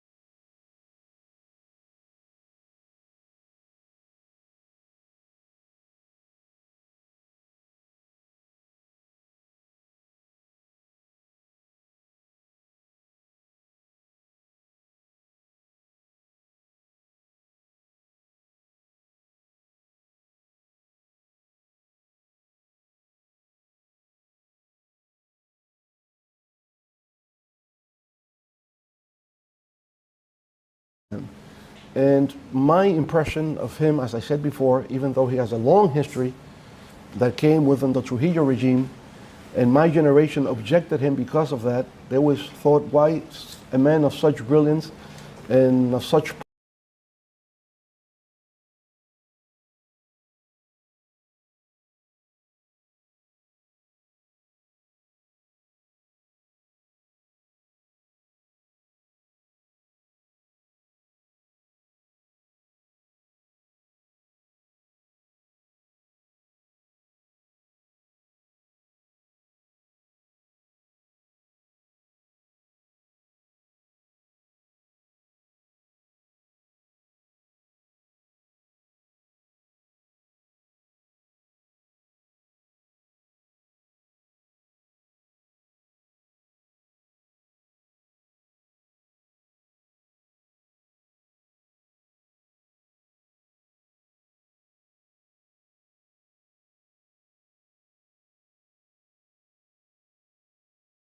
but I think he has been a positive force. At the end, I think history will judge him as a positive force for change in the Dominican Republic.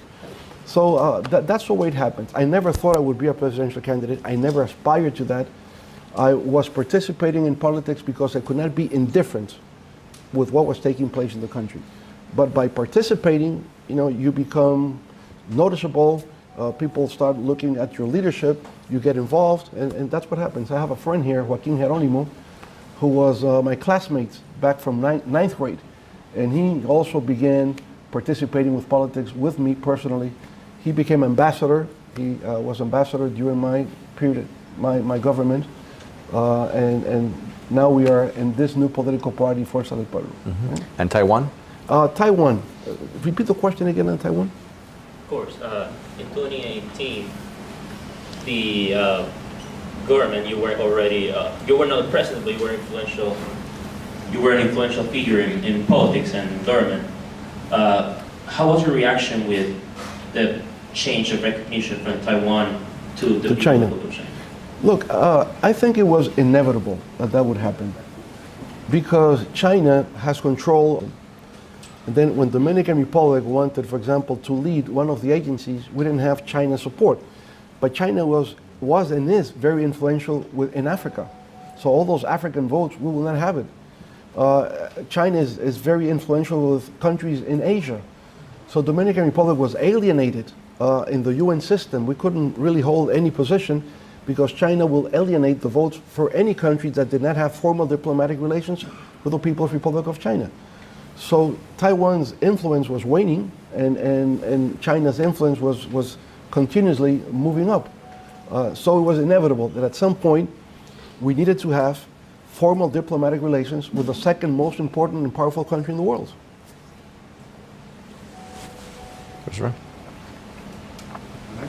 Yeah, you can start it. I could project. Yeah, start it. Project. First of all, good evening, everyone. First of all, thank you so much for coming out here and taking time out your very busy schedule to meet with us, all Florida International University students. We thank you so much.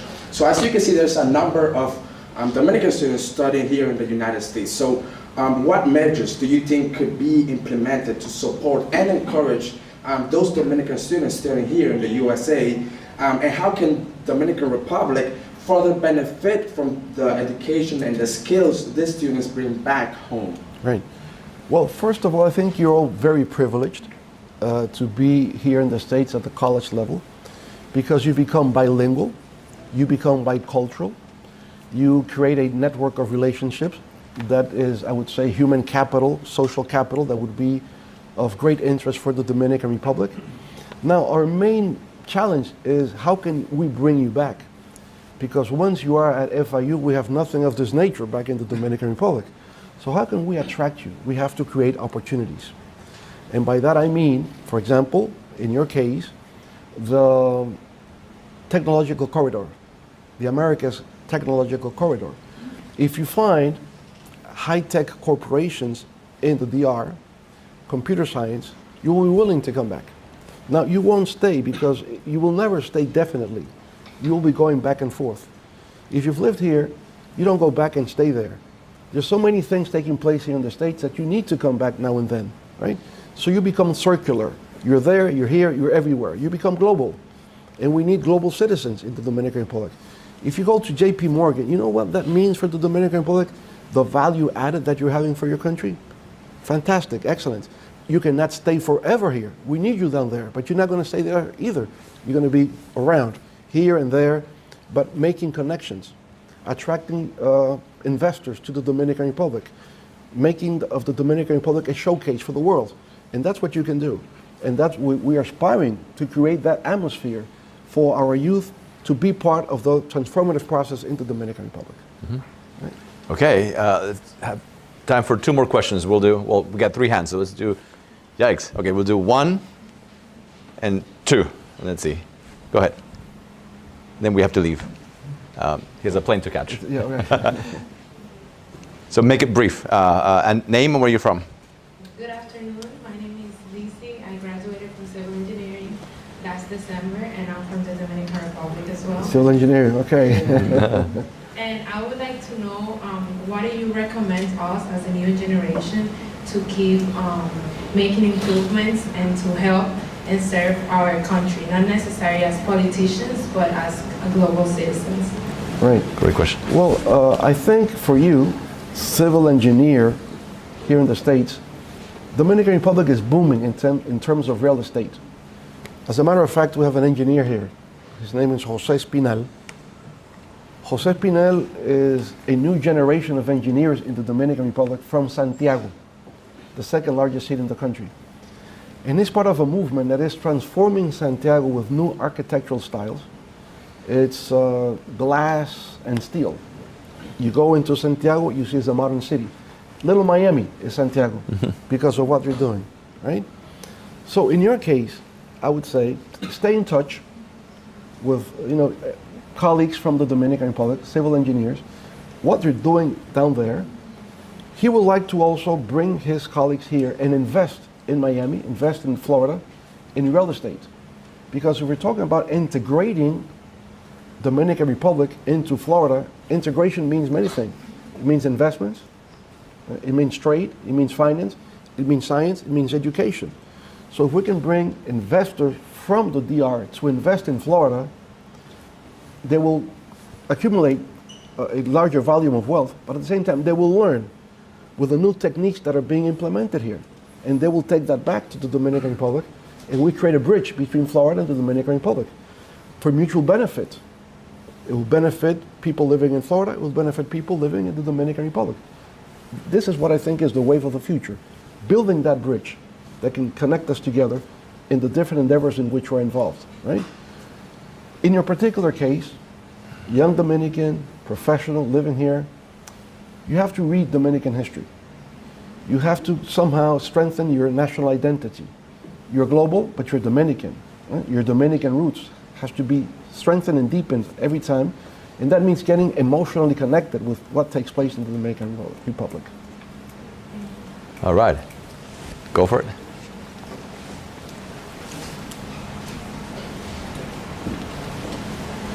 Good afternoon, Señor Presidente. My name is Sam Picardo, and I study international relations here at FIU. My family's originally from Venezuela.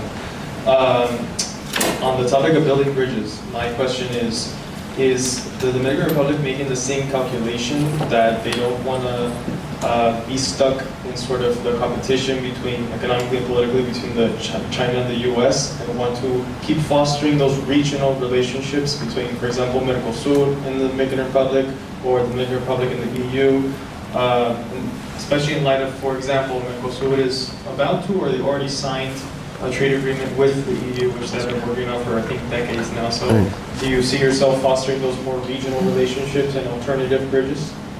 Well, you know, you have to have a, I would say, strategy for your country. And any country would try to diversify its international relations. So you'll have a presence everywhere, no? In Europe, in Latin America, in the US, in Asia, everywhere. Now, our main partner is the US for logical reasons. First of all, we have 2 million Dominicans living here already. Look at you, you're Dominican Americans, right? You have American culture, you have the English language, so you are naturally, it comes out naturally because of demographics. Dominicans living in the States, 300,000 already in Florida. 300,000 Dominicans in Florida already. I mean, if you don't take care enough, there'll be a legal massive overtaken by the Dominican Republic here in Florida, right? Peaceful overtake. But what I mean is, you have to diversify. You need to have diplomatic relations with just about anyone in the world. You don't need to have 194 embassies around the world because, you know, a country like ours doesn't need to have an embassy in Nigeria because we hardly have anything in Nigeria. But we do have an embassy, for example, in South Africa. We have an embassy in Morocco, in the northern part of Africa. Of course, an embassy in Spain, in France, in the UK, all these countries, we have an embassy. We diversify, but our main partner is the US. For demographics and for geographical proximity. We're 1 hour, 45 minutes away from Florida. We're right there. You can see Dominican presence at the Marlins ballpark on Saturday. It was Dominican Republic there. Dominican flag was there. I mean, we feel in Florida like it's an extension of the Dominican Republic. So diversify, but you have partners. US is our main partner. Haiti is our main challenge. One island, 2 countries. One has progressed. The other is in decline. So it's also very important for our international relations. So Florida has the 3rd largest Dominican community in the United States. It's New York, New Jersey, and Florida. Yeah. All right, we have time for one concluding question. One of the two, you choose. There we go. Thank you. Hi, I'm an electrical engineering student here in FIU. I'm Dominican. I was born here, but I grew up a lot in DR. And so a question that I often think about is power issues in the Dominican Republic, you know? Like when I'm in La Capital or when I'm in San Francisco, because I'm from El Nostro, there's never really stable power, you know? Is that something that the government can take care of? Is that something that the government tries to take care of? Is it something that can be taken care of? And as an electrical engineer, is there something that I can do maybe in the future? Right, excellent. So a Dominican electrical engineering, cero apagones. Campaign slogan, huh? Campaign slogan, cero apagones. We have to deliver that. There we go. Yes, I would say this. We have made a lot of improvements in terms of electric power in the Dominican Republic, even though some people do not appreciate it because we still have blackouts. But we have increased our generating power enormously. Transmission lines. Our problem has to do with distribution. And distribution creates more a social problem. We have many people that are incapable of paying the bills. When you're out of the capital city or the urban areas, people live in the countryside, they don't have the means to pay the electric bills. And so that creates an economic problem for the country.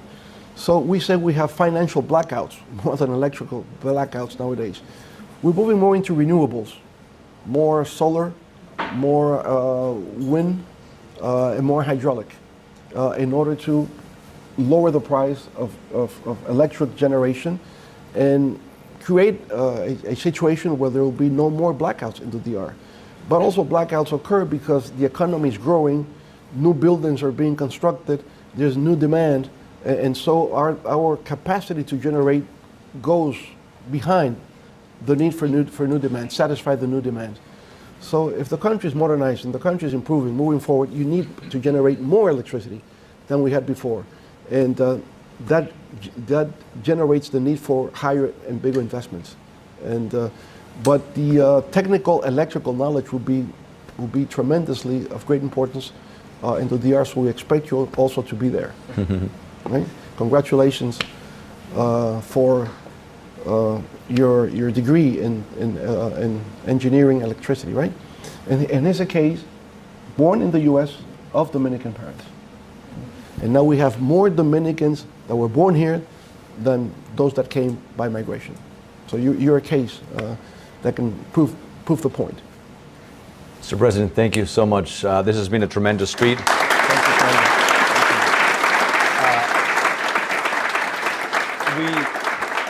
We could be here a few more hours, but we have a plane to catch. You've been very generous with your time. Thank you all for coming, and thank you again for being here with us. It's been a pleasure. Presidente, gracias.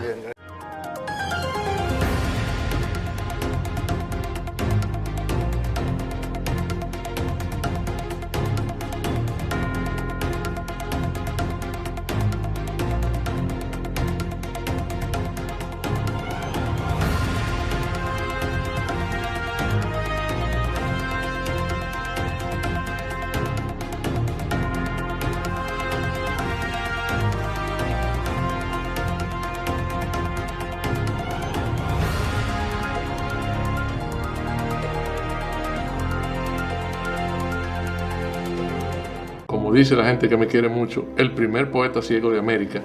Con la pandemia, yo me vi imposibilitado de salir a proyectar mis obras. Teníamos problemas de ser inclusive sacados del apartamento donde vivíamos. Y decidimos escribirle al presidente. Fuimos favorecidos con un apartamento acá, gracias a la generosidad del señor presidente y del Ministerio de la Vivienda. Esa noticia nos hizo interpretar llenos de alegría el himno de Violeta Parra, gracias a la vida. El país ha experimentado un cambio muy positivo. Mi vida cambió de oscuro a blanco. La pandemia fue algo muy monstruoso. Estábamos en la casa y no llegaba el sustento, no había por dónde trabajar ni nada. Todo el mundo estaba un poco asustado porque no esperábamos esta pandemia. Uno no podía salir a trabajar, esperando que lo que llegara uno desenvolverse con eso. Mi proceso fue por vía de Supérate. Ellos nos llamaron, me inscribí, me gustó el proyecto y acepté.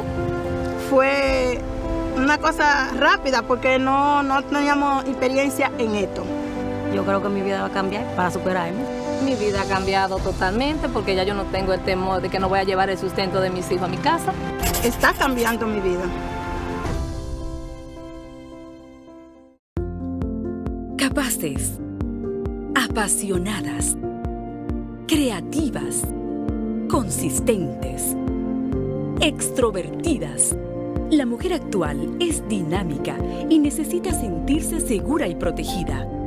Lemisol Soft es un aliado cuya suave fórmula con aloe y manzanilla mantiene la limpieza y frescura de su zona íntima con un pH balanceado. Lemisol Soft. Siéntete limpia, fresca y protegida. Papá, yo estoy harto ya. Yo lo que quiero es que quiten el toque de queda. Poder salir a la calle a cualquier hora, janguear, comerme un chimi. Este es Kelvin, el único que falta por vacunarse en el barrio. Llegarle a todos los coros, ya está bueno. Ajá, todos estamos cansados. Que quiten el toque de queda, depende de nosotros. Si no nos vacunamos, no lo van a quitar. Porque nos jodemos. Bueno, vacúnense ustedes porque yo no. ¡Sube la música ahí! Interrumpimos este programa para anunciar que tendremos que seguir con el toque de queda, porque falta una sola persona por vacunarse. En verdad lo que yo estaba diciendo es que yo me voy a ir a vacunar. Ok, dale. Ayuda al país a abrir negocios, empleos, abrazos, libertad. Vacúnate, refuérzate, ya. Regala una sonrisa, muestra tu interior, muestra la alegría de tu corazón. Y sé feliz, muéstralo que hay en ti, tu sonrisa es la mejor. Ven conmigo Aesthetic Plus. En la zona oriental, 809-595-4604. Y en la zona metropolitana, 809-567-3636. Aesthetic Plus, tu mejor sonrisa.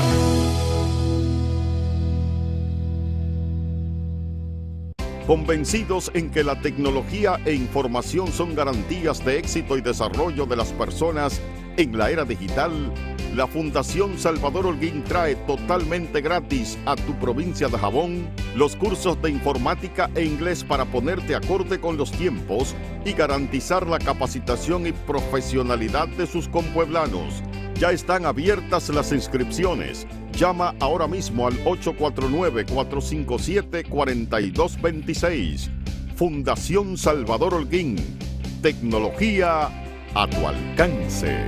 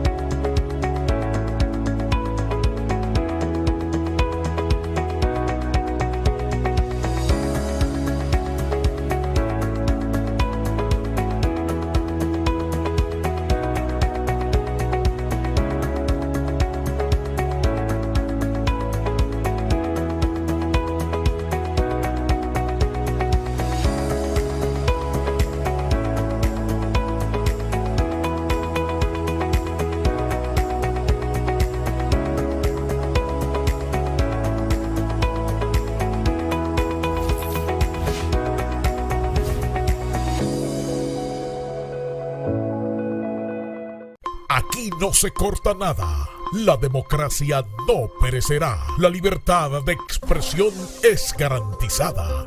En la República Dominicana y el mundo siguen el periódico Sin Cortapisa. Sin Cortapisa.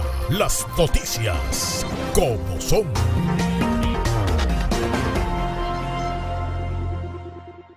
Querido niño Jesús, no te había escrito desde hace mucho tiempo y esta vez te escribo para pedirte algo, no para mí, sino para el muchachito mío, para darle su Navidad. Necesito una brisita, hombre. ¡Papi, mira!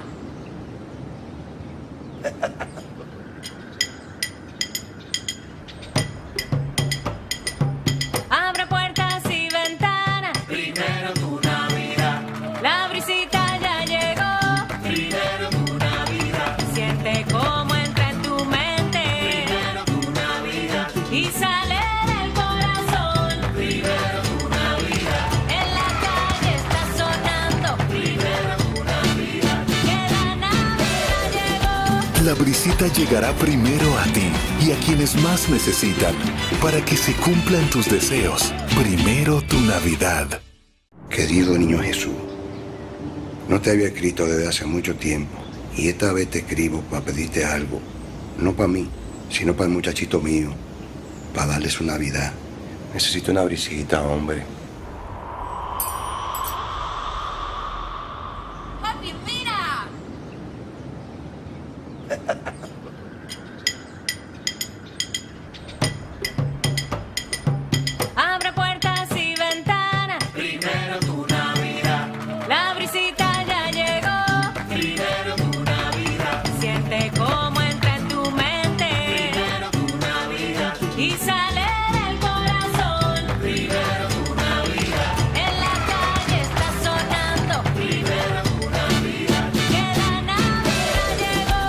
La brisita llegará primero a ti y a quienes más necesitan, para que se cumplan tus deseos. Primero tu Navidad. Para cortar el plátano, gire el plátano 45 grados. Con precaución, haga una incisión en la cara de su... No. La verdad es que a la gente le gusta complicarse. Lo mismo pasa con el banco.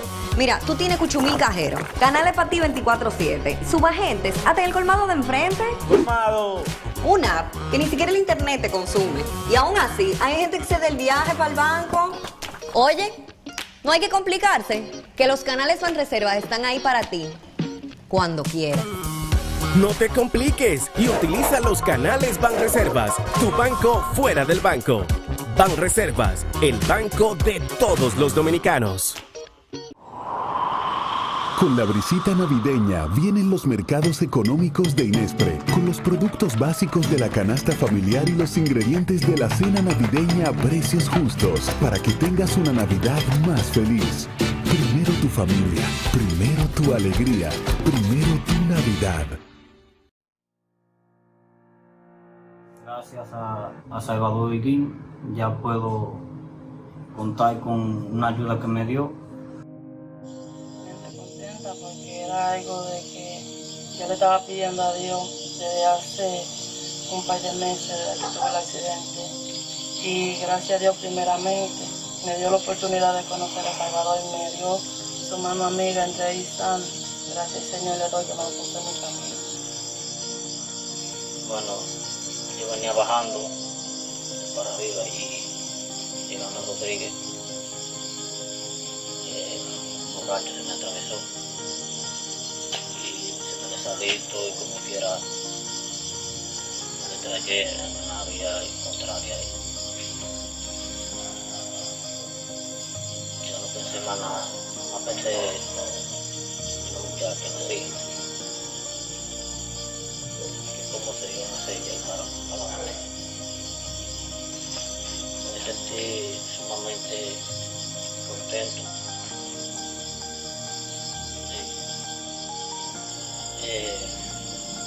Como te digo, la operación fue todo un éxito, muy bien. Los médicos dicen que hay médicos perros, mentira. Ahí no hay médico perro.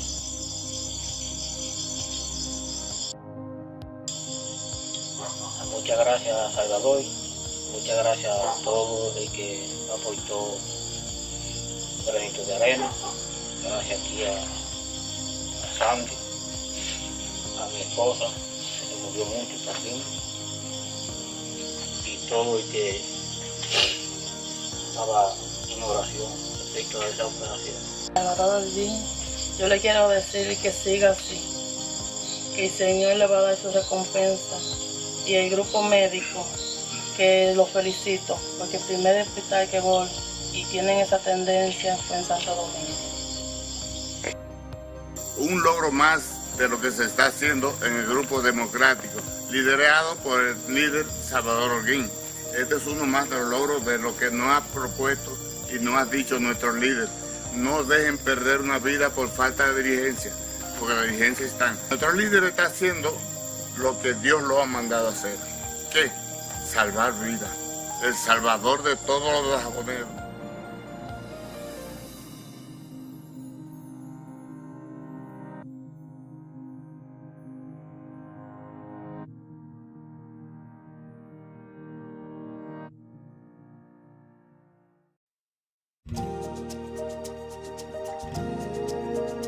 Tenemos un propósito que marcará un antes y un después en la historia de la República Dominicana. Despachar la mercancía que llega a nuestros puertos en 24 horas.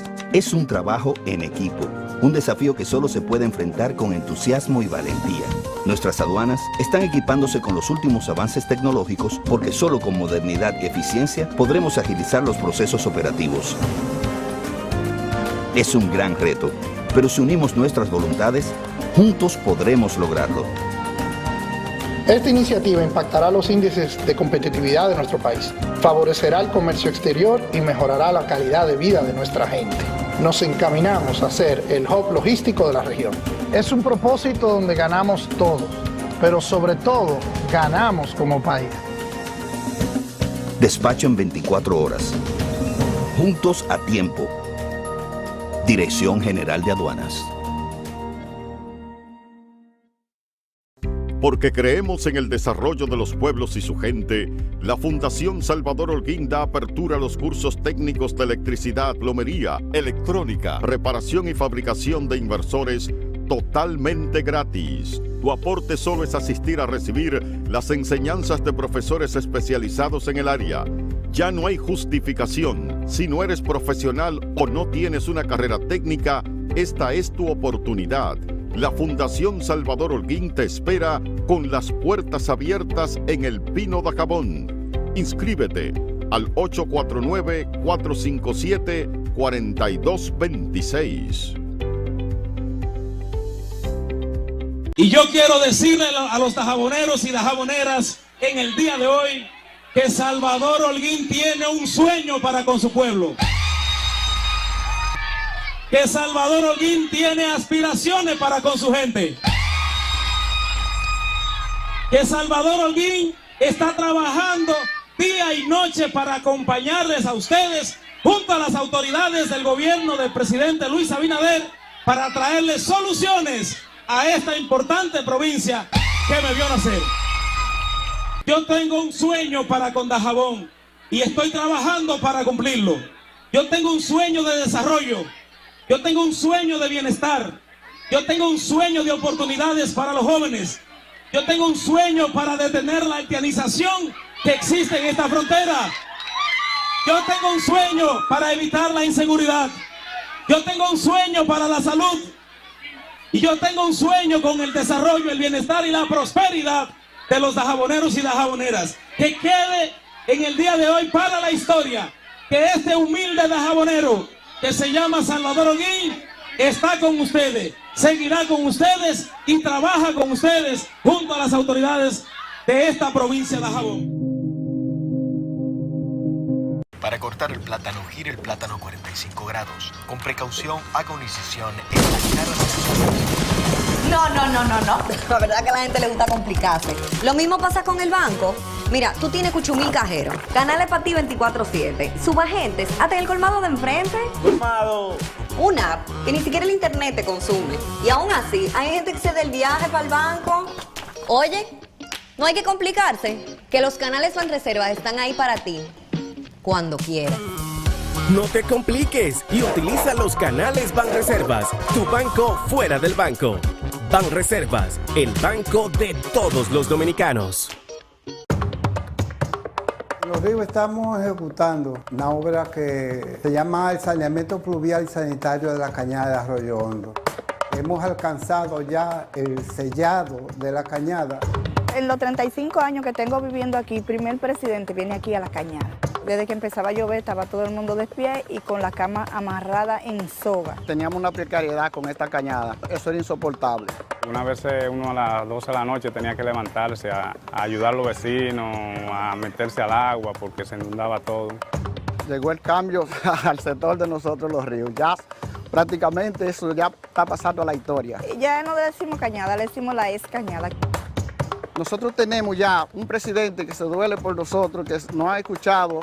Mucha diferencia. Ahora cuando llueve uno se siente asombrado porque ni siquiera ve el agua cruzar. Está uno prácticamente en un paraíso. Se resuelve un problema de salubridad, se resuelve un problema de derramamientos de agua, de crecida de las cañadas. Alcanzar lo que hemos hecho en esta etapa, esto es cambio. Ya los niños juegan, no tenemos susto de que está lloviendo y vamos a tener que salir corriendo de aquí porque lo estamos disfrutando bastante, nos sentamos en la tarde, nos recreamos. Ya todos los domingos, los fines de semana lo vamos a compartir todo en familia aquí, ya ustedes saben. Aquí, en la provincia de Santiago, esto es cambio. Imagínate tú, no es fácil. Nadie nos hacía caso.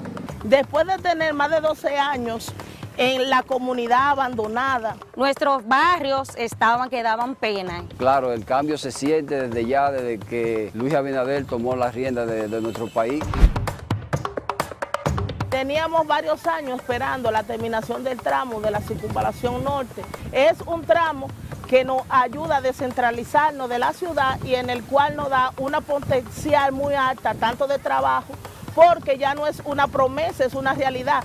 Son 77 barrios que se han comunicado directamente. Nos dignifica como personas y aparte que nuestro entorno coge más valor y nuestra propiedad.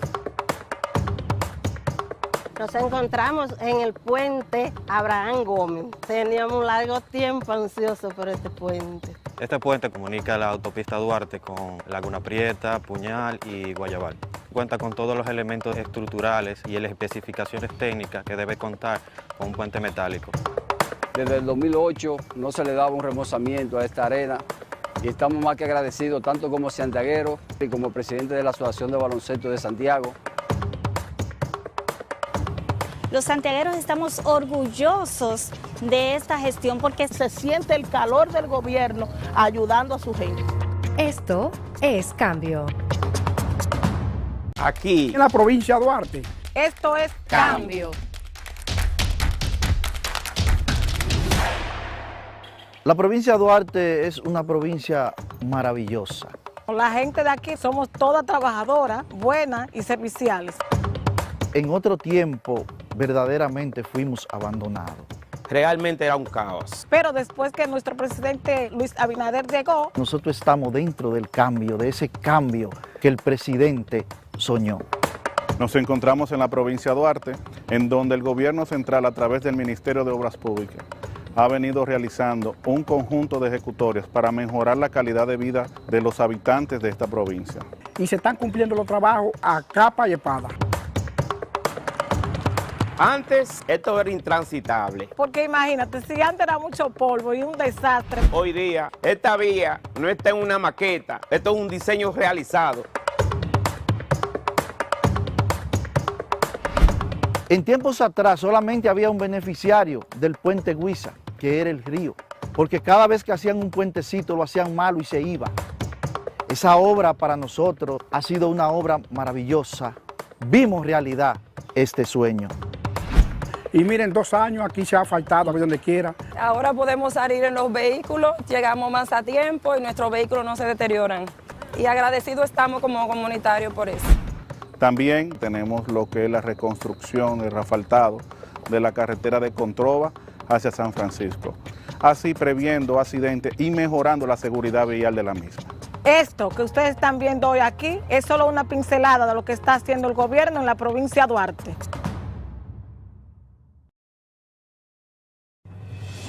Lo que San Cristóbal necesita se está haciendo.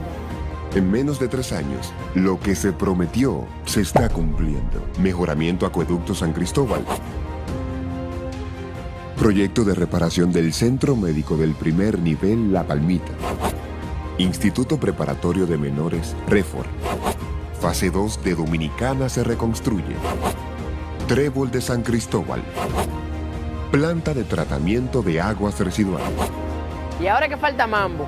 Porque pensamos en todos, empezando por ti. Esto es Cambio. Gobierno de la República Dominicana. Ponle tú también pilas nuevas a tu negocio con Expo Fomenta Pymes Banreservas. Aprovecha tasas desde 12.95%, ofertas en comercios aliados, charlas, talleres de educación financiera, premios y mucho más. Expo Fomenta Pymes Banreservas. Hasta el 15 de mayo. Cupo limitado. Más información en banreservas.com. Banreservas, el banco de todos los dominicanos.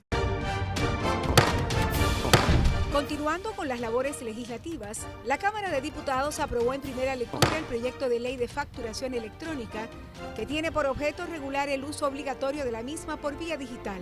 Además, aprobó de urgencia en segunda lectura el proyecto de ley que regula la lengua de señas del diputado Tobías Crespo.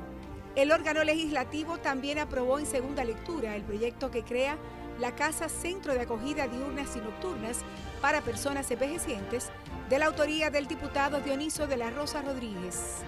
En otro orden, Alfredo Pacheco recibió a Mario Lubetkin, director de la FAO, junto a una delegación compuesta por personal del INAVIE, la diputada Soraya Suárez, coordinadora del Frente Parlamentario contra el Hambre, acompañada de una comisión de legisladores, y Guadalupe Valdés, embajadora de la FAO en el país, con quienes trataron los proyectos de ley de seguridad alimentaria y etiquetado frontal. También la comisión coordinadora recibió a la Junta Directiva de la Asociación de Industrias, encabezada por Julio Brache, donde conversaron sobre diversos temas relacionados con el desarrollo de la economía nacional. Cámara de Diputados de la República Dominicana.